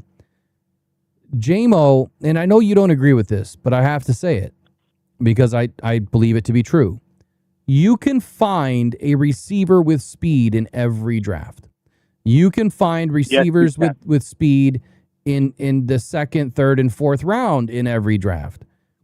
Now, Yes, you can. Whether Especially next year. Yeah, but whether or not they become a viable viable weapon and a trusted weapon by your quarterback, that's a different story, right? Just because they have all the gifts and they can catch and they have speed, well, can they do what J-Mo does? Yeah, I think a lot of receivers can. You know, had the Lions traded him last year and then went out and got Luther Bird III, like how amazing would that have been? Or had they obviously Chris Braswell's not a good not a good one because he's already torn his ACL or something. There's receivers 2, 3, 4, 5 in every single draft that can take the top off of defense and have the size. I mean, J-Mo's 100%. like barely 6'1". He's not a big receiver. J-Mo's, I understand what the site is telling you, but I believe he's 6'2". Well, I'll put it this way. Out of practice, when you stand J-Mo next to Tesla, there is at least a 3-inch difference. At least. Tesla towers over everybody. And Tesla 6'4". He's a big boy. right, but I'm telling you, there's more than a 3. I can see the tip of Tesla's face mask, the blue part, or the white part, whatever color it was, over J-Mo's head. And so when you stand Amon-Ra St. Brown next to J-Mo, they're almost the same size. J-Mo might be an inch taller. And Amon-Ra is supposedly 6 foot. I think he's closer to 5'11", but he's supposedly 6 foot. He's 5'11". So I'd say that their numbers are pretty spot on when you look back at a lot of the college history and what the Lions are reporting at NFL at the Combine. You just need to look at the Combine. Whatever was reported at the Combine is pretty damn accurate. You can't fake your height at that point. So I don't even know what it was. Here, I'll look it up. I think on the Combine they have him listed at like 6'1" and 5'8" or something like that. Well, we're going to find out. But I believe he's 6'2". But that's neither here nor there. Yeah, that's neither here nor there. See, it says he's 6'1.5". I don't see it. But if that's what they got, that's what they got. They had him at 179 pounds. Yeah, he was very, very thin. Wait a second. That's neither here nor there. Wait. Was he even at the Combine? J-Mo? I believe he was at the Combine, but he didn't run no drill. Well, no, he was injured. So I wonder if he even went through. I wonder if he even did anything or if they just transplanted his information from Bama. I don't know if he was there. But anyway, I get what you're saying. So you're thinking that you should just not pay Gibbs? I think you can still pay Gibbs. I'm thinking. Remember, this is what I'm thinking. Hold on, Raw. Remember, I'm thinking. Remember, you can pay Gibbs now. Yeah. He's still only going to make about $4 or $5 million this year, plus whatever his bonus is, and then next year he's going to make 14.3 plus his bonus. That's minimal money to pay Jahmyr Gibbs for this year and next year. You can sign Gibbs right now and trade him after 27. And I think that's probably what's going to happen. If they sign Branch and they sign Laporta, then I think that Gibbs could get traded after 2027 because that's when that log jam happens with all of these contracts. Now, can you work it out so that you backload his deal and 2028 is not as expensive as some of the other backs? Yes, you could. But then you take a bigger hit when you trade them. Exactly. Because when you trade a player, you still take a cap hit. Yep. Now, the only way that it's worth it to take that big cap hit is basically the cap hit is going to be whatever that signing bonus was. And so that's where if you play the signing bonus game with Jahmyr Gibbs, then you're not going to give him a big signing bonus, right? You don't give him a big signing bonus because all of that money accrues for all those years and whatever hasn't been paid, you have to pay that year. So if you give him a $30 million signing bonus, but then you trade him in 2 seasons, do the math. What is it? That's 5 years. You'd have $18 million getting taken out of your bank the day you trade him at a minimum $18 million. That's a big nut to crack. That doesn't include the rest of all the money that you would have to pay him, or would have to come off your cap hit. Excuse me, not pay him because you've already paid him. Your cap hit would be huge. So if you give him a small signing bonus, it helps with things like that. But I doubt Jahmyr Gibbs wants a small signing bonus. He's going to want something very close to what Bijan Robinson just got. And maybe he won't. I think this is what Brad Holmes, I don't mean to cut you off, sorry. No, you're fine. I think this is what Brad Holmes has in mind here. I think Brad Holmes is going to levy Gibbs to play out the remainder of this season under the current situation. At the end of this season, bar injury, I think he's going to trade Jahmyr Gibbs. He's going to re-sign Laporta. He's going to re-sign Branch. He's going to keep these guys together. And he's going to trade Gibbs for a first in 2027 and maybe a third this year and then a third next year. But he's going to package it into where he can acquire an additional first-round pick in this year's draft, because this year's draft is going to be said to rival the 2023 draft, the 2011 draft, and you're going to see Brad Holmes retool this entire team like he did in 2023.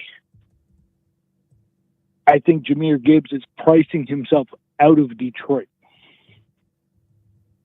Well, because Dan Campbell constantly talks about the core of this team.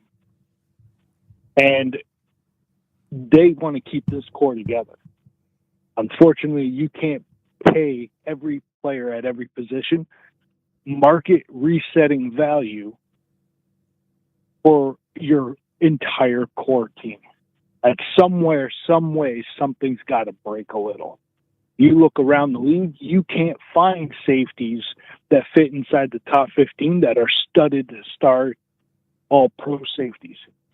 You can't. There's maybe a small handful. Tight ends. It's a small handful again. You can name some good ones. You can't name great ones. There's maybe 5 or 6 great tight ends in the league right now. The tight ends are they're good and easy to recruit out of the draft. They're good to mold and develop. And somewhere you hit, somewhere you don't. But I think Brad Holmes and Dan Campbell want to keep this core together, and Jahmyr Gibbs is simply pricing himself out. I don't think Jahmyr Gibbs is pricing him out. I think that, you have to remember that we can't blame Gibbs because it's the agent that is in control. Gibbs is not in control of anything. Gibbs signed on with an agency, and that agency has 100% control over that player while they're under contract. So if that agent says, you know what? Also the employer. Well, you can fire him, but you're going to pay a big penalty. So if Gibbs, and every agency is this way. I mean, why not blame Aiden Hutchinson then? Let's blame Aiden Hutchinson for breaking the bank. He wanted the richest. I think he broke the bank. He did. He got the richest. He got the richest deal of all edge defenders. I thought that was Myles Garrett. No. Well, I mean, maybe Myles Garrett broke it after that, but if you look at here, I'll look it up real quick. Actually, I think we can do it right here. I thought he was the 4th or 5th highest paid defensive end. He might be now, yes, but didn't he get done before Myles Garrett? He did sign before Myles Garrett, but Myles Garrett already had a deal in place to where he was the highest paid player. So I'm pretty sure. And then he just got a new deal with LA right now. They just restructured and gave him a new deal. Yeah, that was so they could make everything fit. Yeah. So when you look prior at to Myles Garrett was still the highest paid player. I think Max Crosby was just above him as well, and Max Crosby was the 3rd highest paid player. How am I not signed in again?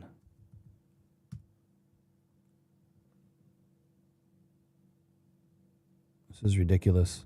I keep having to sign in, and then it just doesn't.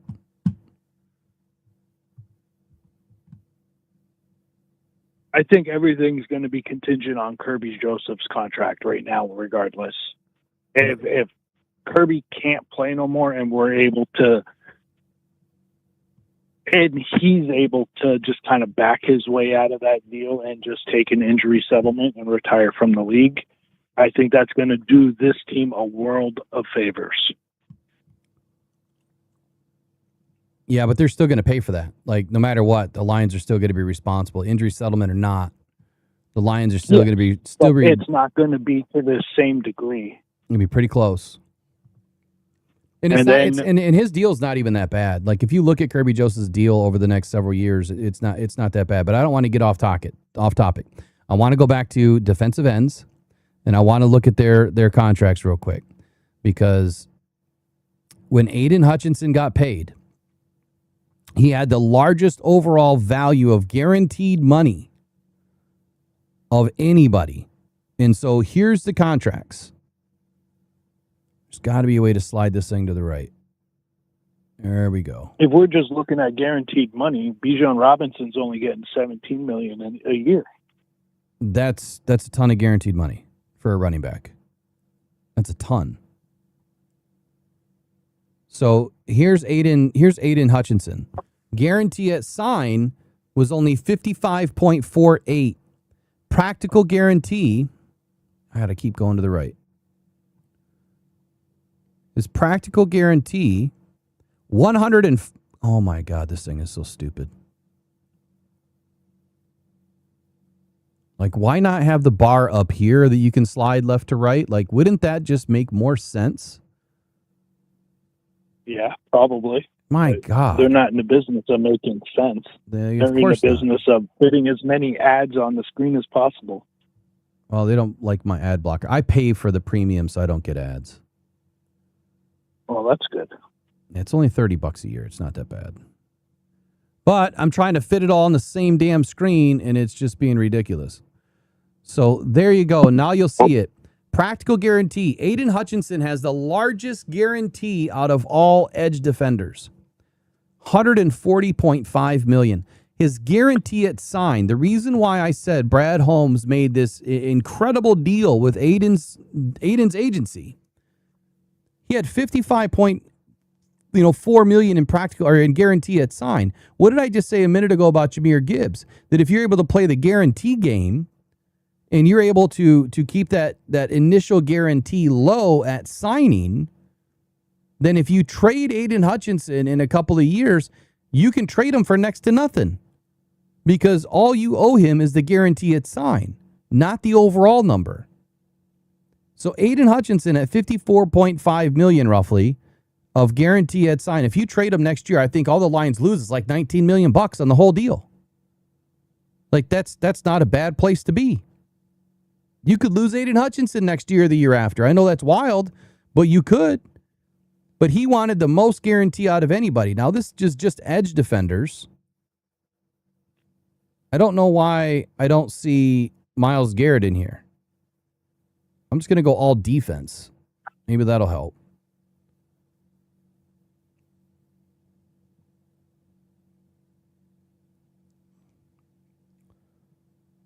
Oh, my God. This site is the best and the worst. Every time I click it, it decides to do something stupid.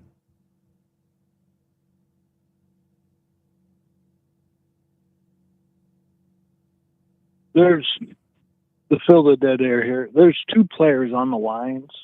Technically, there's 4 players on the Lions that I would not trade. But I'm not going to include Sewell or Aleem McNeil. I'm going to include Jared Goff. I would not trade him or anything, because what he's able to do with the ball is incredible. The ball placement to allow his playmakers and dynamic wide receivers to do what they do after the catch is absolutely so underrated. The other player I wouldn't trade is Jameson Williams, because you don't have to watch JMO's highlights. Watch Amon-Ra St. Brown's highlights. Watch Sam Laporta's highlights. Watch Tesla's. Watch Jahmyr Gibbs. Watch how the defense reacts to Jameson Williams and the routes he's running compared to everybody else. Jameson Williams opens up other players on the team. Like, I haven't seen anybody do that since Tyreek Hill, since Julio Jones, since Calvin Johnson. He's opening up the offense to expose the defense in a multiple facet of ways that defenses are employing the bend but don't break philosophy. Mm-hmm. They're bending to give up the underneath stuff so that Jameson doesn't break them, or what Jahmyr Gibbs does, which is a 60, 70-yard TD. Now, it's easier for JMO to break the defense than it is for Jahmyr to break the defense, because Jahmyr's got to run past 11 other players. Yeah, I would highly Where disagree with J-Mo's- that. I think you're giving JMO too much credit, because right now you have 5 legit weapons on the field, and no defense can pay attention. I mean, they have to pay attention to all of them. You can't turn your attention away. So if JMO was on the Vikings team, he wouldn't be doing anything. If it was him and Justin Jefferson and what they have on that team, he wouldn't be doing squat. Even if he had a better quarterback, even if he had Sam Darnold back, he would still be the player that he is. Now, when you introduce Justin Jefferson on this offense versus JMO, then it changes the dynamic. We have a Justin Jefferson on this offense. We don't. And Amon-Ra St. Brown. Well, and Amon-Ra St. Brown. Look, Raw, production is different from speed. Production is way different than speed. And Justin Jefferson has both.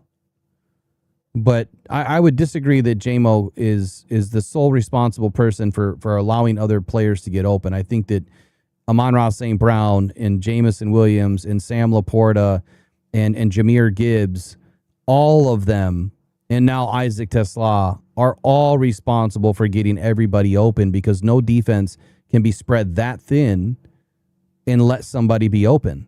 I mean, you can't cover everybody at the same time. But now let's go back to the defense like I was talking about with the edge, because I figured it out. So here's Myles Garrett's new, I'm just going to go to each player. Myles Garrett's new deal, he only got $99 million guaranteed. 99. He had a $208 million overall contract, but only 99 of it is guaranteed. He wanted to win a Super Bowl, and that's what he thinks he's going to do in LA. But he only has $99 million guaranteed. That means if LA trades him after next year, and after they pay him whatever they're paying him this year, they might have a cap hit of 30, 40, 50 million, whatever it is. And that's actually not a bad place to live. Or if they walk away from him in 2 years, that's not a bad place to be. Now, for Aiden is the one that is going to hamstring this team. He has a $180 million overall contract. Yes, that is $20 million less than Myles Garrett, but it's not the overall number that you worry about. It's this number right here. $140.5 million guaranteed. That is the number that kills your team. I don't care about the $45 million a year. I don't care about the 4 years, $180 million. I care about this number right there. And then the second most important number, maybe the first most important number, is the amount that was guaranteed at sign. And he looks like he included a $15 million signing bonus, an average annual salary of $45 million. And then in 2026, he gets another signing bonus of $28.4. So every year that he makes the roster after the third day or the fourth day of the new league year, that is when Brad Holmes is giving him more guarantee. But see, he has to make the roster. So if the Lions trade him before the new league year, he doesn't make that guaranteed money. So it was a very smart way to put the contract together, because you could trade or get rid or cut Aiden at any point in time. If he doesn't make the roster, he doesn't get the rest of the guarantee. The flip side of that is this is what is going to hamstring your team, because next year, this year, he got $28.4 million in more signing bonus. And he got another cap hit, of $10.2 million roughly. And now he carries a dead cap of 71.4. That is the biggest number on this team that is going to hurt this team. And I don't know about you, but I think that offense carries bigger weight than defense. And if you don't have your offensive players, if you have 5 offensive players, you don't need a defense to be as good. They just all have to be on the field. We've seen it. We've seen it for 3 years. The offense has been winning the games. The defense barely wins games.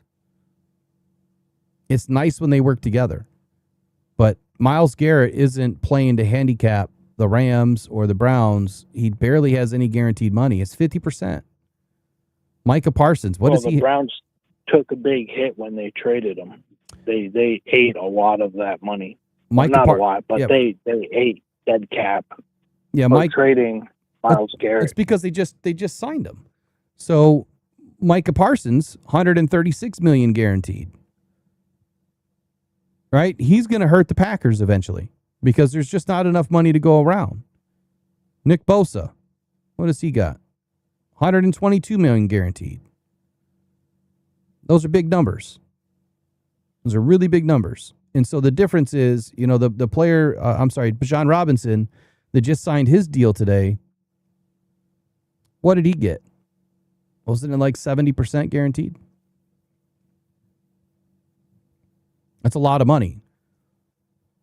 And that can hurt your team, quicker than anything else. So for Jahmyr Gibbs, I get it. I don't see how you can trade Jahmyr Gibbs or not sign him right now. I think you absolutely need to sign him. And I think you can walk away from him. I think we can keep him under his current deal right now. He's still signed a deal for the rest of 2026 and the rest of 2027. He won't play. Because the franchise tag doesn't kick in, or the fifth-year option doesn't kick in until the following year, right? Till next year. Yeah. So technically, Brad Holmes could force him to play under this current scheduling and then trade him at the end of the 2026 season before the 2027 draft, and he could accumulate the picks, enter that draft, and to continue to rebuild this roster. So I think I said that this morning, something very similar, and then his contract would toll if Jahmyr Gibbs doesn't suit up and play before week 6 or the last 6 weeks of the season. I don't think that'll happen. I don't think that Brad's going to force him to do anything. I think that they're going to get the deal done. So let's kind of go through Bijan Robinson's deal, and I'll explain why that this deal signing Jahmyr Gibbs can work. And at least it works temporarily. It doesn't mean that we're going to be able to keep everybody next year, but temporarily it works. So Bijan Robinson, he signed a 3-year, $66.75 million base contract, right? It's a max of $75 million. He has $51 million in guaranteed money, an average annual salary of $22.25. And in 2026, after signing this new deal, remember, he's on basically the same kind of deal that Jahmyr Gibbs is right now. His base salary is $1.14. He'll get a roster bonus of 2.6, and he'll carry a cap hit of right around $7 million. So that means this year, Jahmyr Gibbs' cap hit is going to be $7 million, roughly. Next year, in 2027, his base salary balloons up to 11.3, and his cap hit is 11.3. That is peanuts to pay Bijan Robinson or Jahmyr Gibbs when their 5th-year option was 14.3, or maybe Gibbs will be 14.3 because 11.3 might have been Bijan Robinson's 5th-year option. I don't know. I don't remember. I don't know if he got the same Pro Bowl type stuff that Jahmyr did. That all factors into that 5th-year option. So even if you pay Jahmyr, you sign him this year and you pay him $7 million this year and $14 million next year, well, then you're on the hook in 2028 when that deal comes due. You can trade him. Tell me a team in 3 more seasons after another $90 million is added to the salary cap that they wouldn't take on Bijan Robinson. That they wouldn't take on Jahmyr Gibbs. I think just about any team would. Any team with cap flexibility would. And I think that the Lions can get some deals done with the other players to hopefully limp it along for a year or two. But again, in 28, man, that's when everything converges. And I think if you sign Jahmyr now, in 28, someone's going. Someone has to go. Because you're going to have other players right behind them that you're going. Blake Miller will then be due. Right? Derek Moore will then be due. Aiden will be due again. Jared Goff will be due again. Amon-Ra St. Brown and Penei Sewell will be due again pretty soon. So it's all going to come crashing down, I think, in 2028. What else did you want to add today? Hopefully we can win a couple Super Bowls by then. And I think that's the goal, man. I mean, I think that I think that you at least want to win one. I got to take a brief break because Gunner's yelling at me, and then when I get back, I'm going to wrap it up. Raw, have a good night, man. Appreciate the call. Have a good night.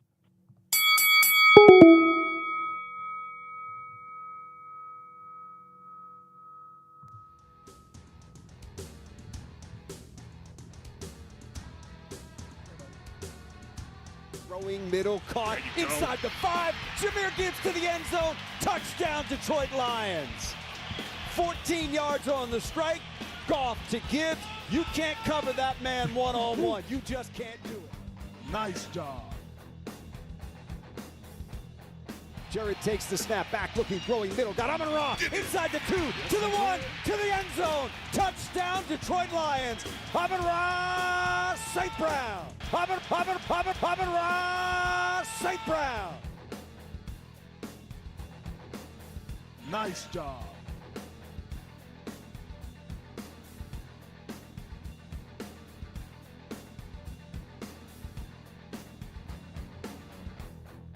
Mariota's got it back. Pressure comes. He's hit. Slips out of it. Rolling to his right. Now he's going down. Brian Branch got him. Sack for the Lions. Snap taken by Mariota. Wants to throw it. Gonna get hit. Gonna get sacked. Yes, Take it down. Brian Branch got him second time today. Nice job.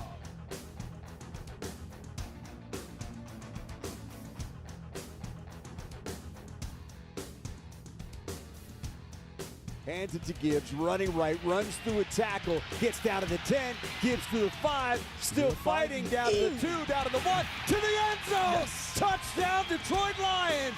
He did not quit!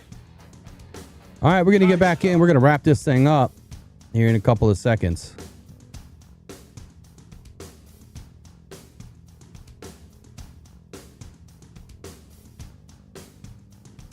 Off to throw again, does, middle, J-Mo, angling to the end zone.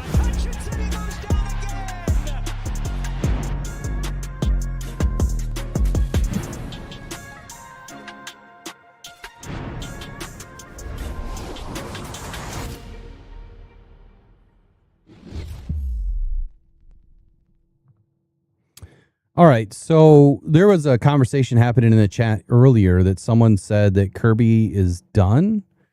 Someone get me up to speed. What's going on here? Something about a doctor? Are we talking about Dr. Liao?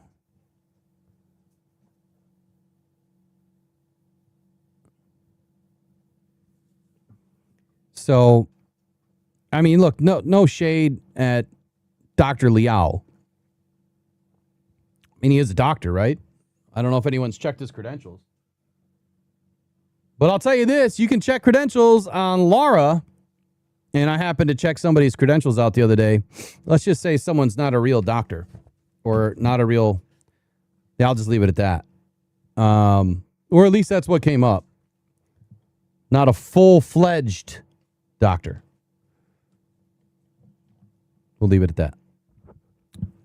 Anyway, I don't know if Dr. Liao's doctor or not, and whether, you know, I mean, it sounds like he is. I don't know the guy personally. And I think he does put a lot of good information together. But what happens on the internet more than anything is, you're right, people are looking for clicks, man. That's what this is all about. And unfortunately, people are just, and I hate to use this word, they're whores for clicks. They just are. Whatever they can do to sow divide in the fan base, whatever they can do to create a negative connotation towards Brad Holmes, whatever they can do to drive a narrative about players that they love and players that they don't like. I think I've always been fairly honest about every player. Some players I'm more critical on than others because those players were drafted earlier. Those players make a lot of money, so they're going to be under the watchful eye, right? But I've always noticed with other creators, at least in the past, that and even in this year, man, they will never say one bad thing about a U of M player. Not one bad thing. I think that tells you enough. When these players make it to the pros, they are no longer a U of M player. They are a alumnus. They're no longer playing for the old Mason Blue. They play for the Honolulu Blue. If you can't be open and transparent about every player, then what's the point? But the clickbait is just real. And this whole Kirby stuff, I mean, Kirby set the internet on fire, the other day. But he's also been working and working out, and he looks great. There hasn't been any setbacks. What does and I haven't watched this video. I have no clue what was said. So you can make me intelligent. Does he have images of Kirby Joseph's knee? Does he have an MRI? Does he have a direct report?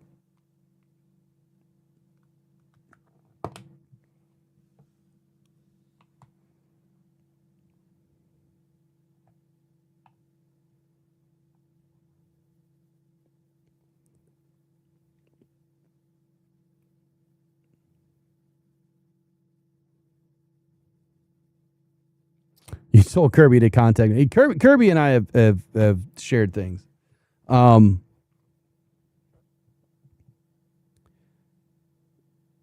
mean, somebody enlighten me. Is there any sort of a MRI? Is there a contrast image? Anything that they had to talk about Kirby's knee intelligently? Because if they don't have that, they don't know. And here's what I will tell you. Based on what I've learned and what I have heard, and I don't know how accurate it is either, but that's why I've never definitively come out there and said, he's cooked, he's done, it's over. Yeah, it seems a little bit cautious, that even more so red flag that he's not playing after 11 months.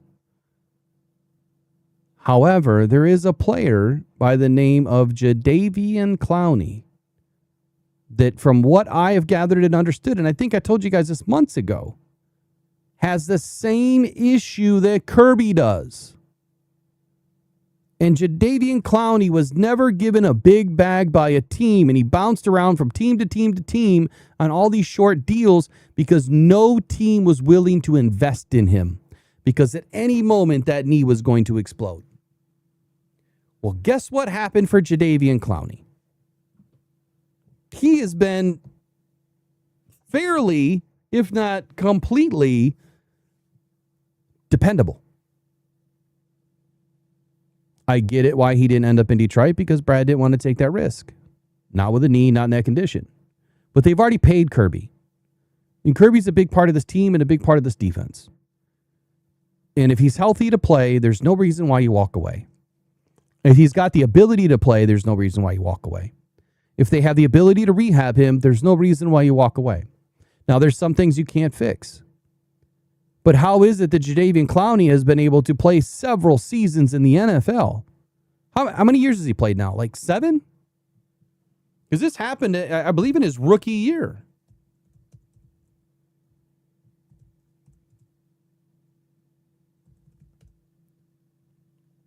He's been in the league a lot longer than that. He's been in the league since 2015.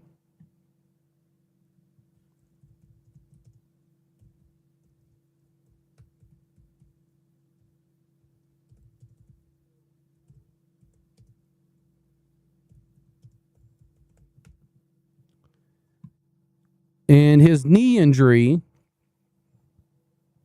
was in 2014, before the NFL, apparently. So in 2014, he suffered a right lateral meniscus tear during the season opener. And then he underwent microfracture surgery on the same knee after experiencing lingering cartilage damage and complications, sidelined him for an extended 9-month recovery. Now, Kirby didn't have any surgeries that we know of. Hasn't been reported. I think it has to be reported. But a 9-month recovery is about on pace with where Kirby is today. 2017 and 2018, he underwent minor arthroscopic cleanup surgeries on his knees following a 2016 and 2017 NFL seasons. probably to keep himself going, right? As more damage incurred in the knee, he had it cleaned out. In 2022, he dealt with a minor grade 1 knee strain while playing for the Browns. He missed just 1 game. When you look at how many games he has played since having this knee injury that has been compared to a very similar situation of Kirby. Now, these are very rare circumstances. But here we go. In 2015, he played 13 games. In 2016, he played 14, then 16, then 15, then 13, then 8, then 14, then 12, then 17, then 14, then 13. If we were to get an average of 13 games a year out of Kirby, isn't that better than 0? And he's already paid? But if you had to manage Kirby to where maybe he only plays 50% of the snaps, maybe you get a full season. He's played 153 games on a knee that he was told was never going to be able to play in the NFL. That is why I am not ready to give up on Kirby Joseph. Am I cautious? Yes. Am I an optimist? Yes. But I think that Kirby Joseph is too valuable on the field when he's healthy. He's one of the best safeties out there. He's one of the best ball hawkers out there. Now, does he miss some assignments? Yes. Do all players? Yes. But you also know me, the individual that said when Kirby had that massive season in 2024, they should have traded him. Why? Because it is more likely to find a really good safety in the draft, and you already had Brian Branch. It would have been easier to bring in a vet on a much lower deal and draft a premium safety. And there was a couple of premium safeties coming out of that draft, and the Lions didn't do it. And there was another premium safety coming out of 25's draft, and he won a Super Bowl as a rookie. Again, it's not throwing shade at Kirby. It's just the business side of it. You would hate me as a GM because some of your favorite players wouldn't be on the team forever. And it's not that I wouldn't have player loyalty. I absolutely would have player loyalty. But there's a business side to everything. And in a multi-billion-dollar business, you can't miss very much. And Brad Holmes doesn't miss very much. And on this one, he kind of snuck up and bit him, man. It was like a cobra in the weeds. It snuck up and it got him. Did they do enough before they signed him? Did they check him out enough? Maybe not. We'll never know. We'll never know.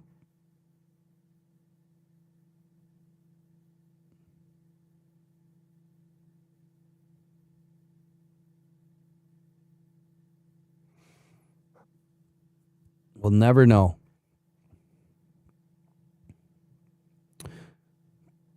Let's see.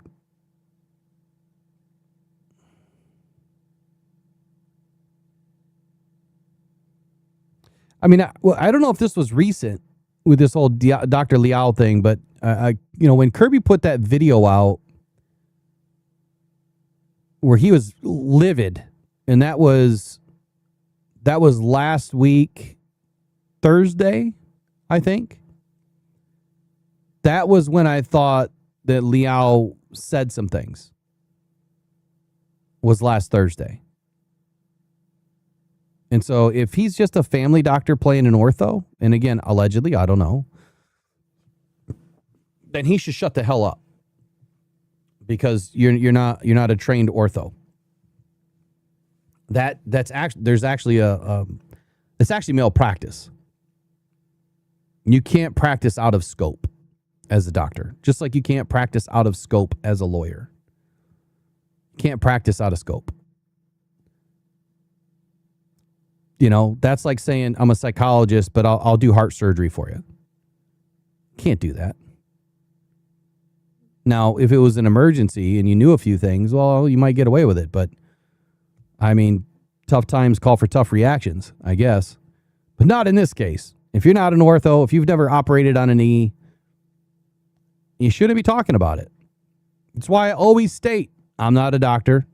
I've personally been through some things, so I know a few things, but I don't know his situation. But based on what has been said, based on the word wear and tear by Dan Campbell, that gave it away that there had to be a cartilage issue.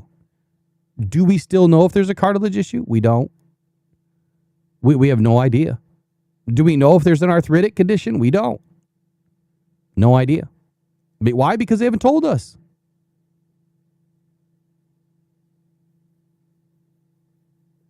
They haven't told us.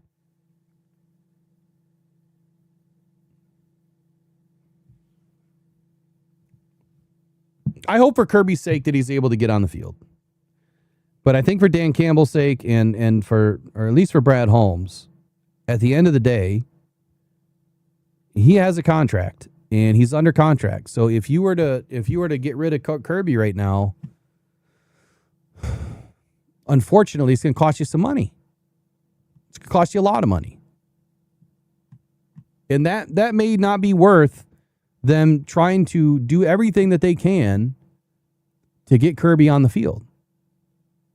And I don't think that there's anything wrong with that. And I think that the better development around all of this is look at the players that are on, in practice right now that are getting an extra opportunity to be ready for the season. And so far, our defense has produced. And it's early. I get that. And the defense is winning anytime that you have a brand new offense, brand new OC. The offense is going to struggle. I warned y'all. I told you that the offense was going to struggle in the beginning. And they are. But I also warned you that any time that your offense is struggling against your own defense, that is a good thing. Because your defense should know your offense, right? And your offense should know your defense. And so if your offense is struggling to move the football at will, then that means you probably have a really good defense happening.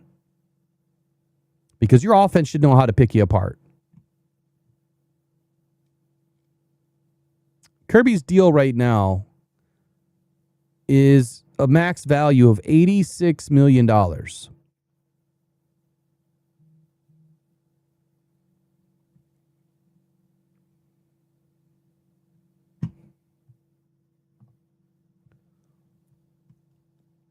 This year, he's only making $5.5 million with a $5.5 million cap hit. $5.5 million cap hit. I never understand what the cash number is. Maybe signing bonus. I'm not sure. His average salary is $21.5. Signing bonus of 10. I mean, think about that number. He got a very cheap signing bonus. Basically, what is that? 12%, roughly? Was that like 12% of his overall number?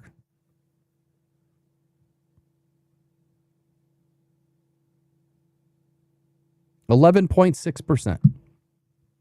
And he was only guaranteed $24 million at sign. So that means his total guarantee number of $36 million, he was given 10 up front. And then he's owed 24 later. So if the Lions were to walk away from him, I think the most that they could end up paying on this deal is $24 million, right? Depending on what you paid him already. So if they walked away, I mean, is it the end of the world? No. Let's do a pre-June 1 release. What happens? You do a pre-June 1 release, they take on that $23.7 million cap hit in 2027. Pre-June 1. What about a post-June 1? Then you can spread it out. 13.9 next year, 9.8 the year after that. Is that a lot of money to wave by to Kirby? Yes.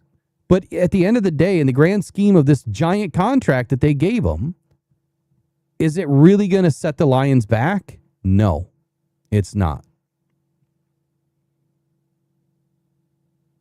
When you look at the bottom number, the Lions are really losing $4.8 million by doing it that way. What about this year? It would be a post-June 1.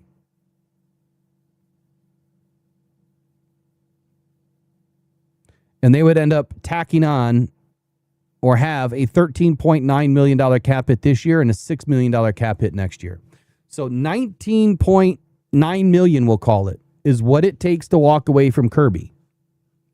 $19.9 million. It's basically 1 year of his salary at the biggest number in his contract. So I think that the Lions are okay in letting this just kind of marinate for a little bit. How about we just don't do anything? What happens? Well, his cap hit this year is 5.5, and his cap hit next year is only 9.2. The year after that is 13, and the year after that is 17.9. It's not that bad of a deal, but see where all these voids get kicked in, that's where it gets escalated. So his number is low, in my opinion, for the way that this contract was put together with all these void years, 4 void years, to kick that can way out. It's not that bad of a deal for the Lions to try to work through it. You're not going to be able to replace Kirby Joseph for 5.5 or 9.2 million if he is able to play. And nobody's trading for him. So you have 2 options, cut him or try to fix him. And if you can't fix him, then you manage him. And if you can manage him to play at least 50% of the snaps, is he worth $5.5 million at 50% of the snaps taking a roster spot? Yes. That's why you run a little bit more nickel and you keep him off the field. I think the Lions are in a great spot. Yeah, Edge, I was supposed to leave a long time ago. I better get out of here. It's almost 10 o'clock. Got me hot on Kirby, man. All right, 6'1", and I dropped another pound today. I am 242.7 pounds. Weight loss journey. I'll be down to 215 in no time. We'll see you guys tomorrow. Take care.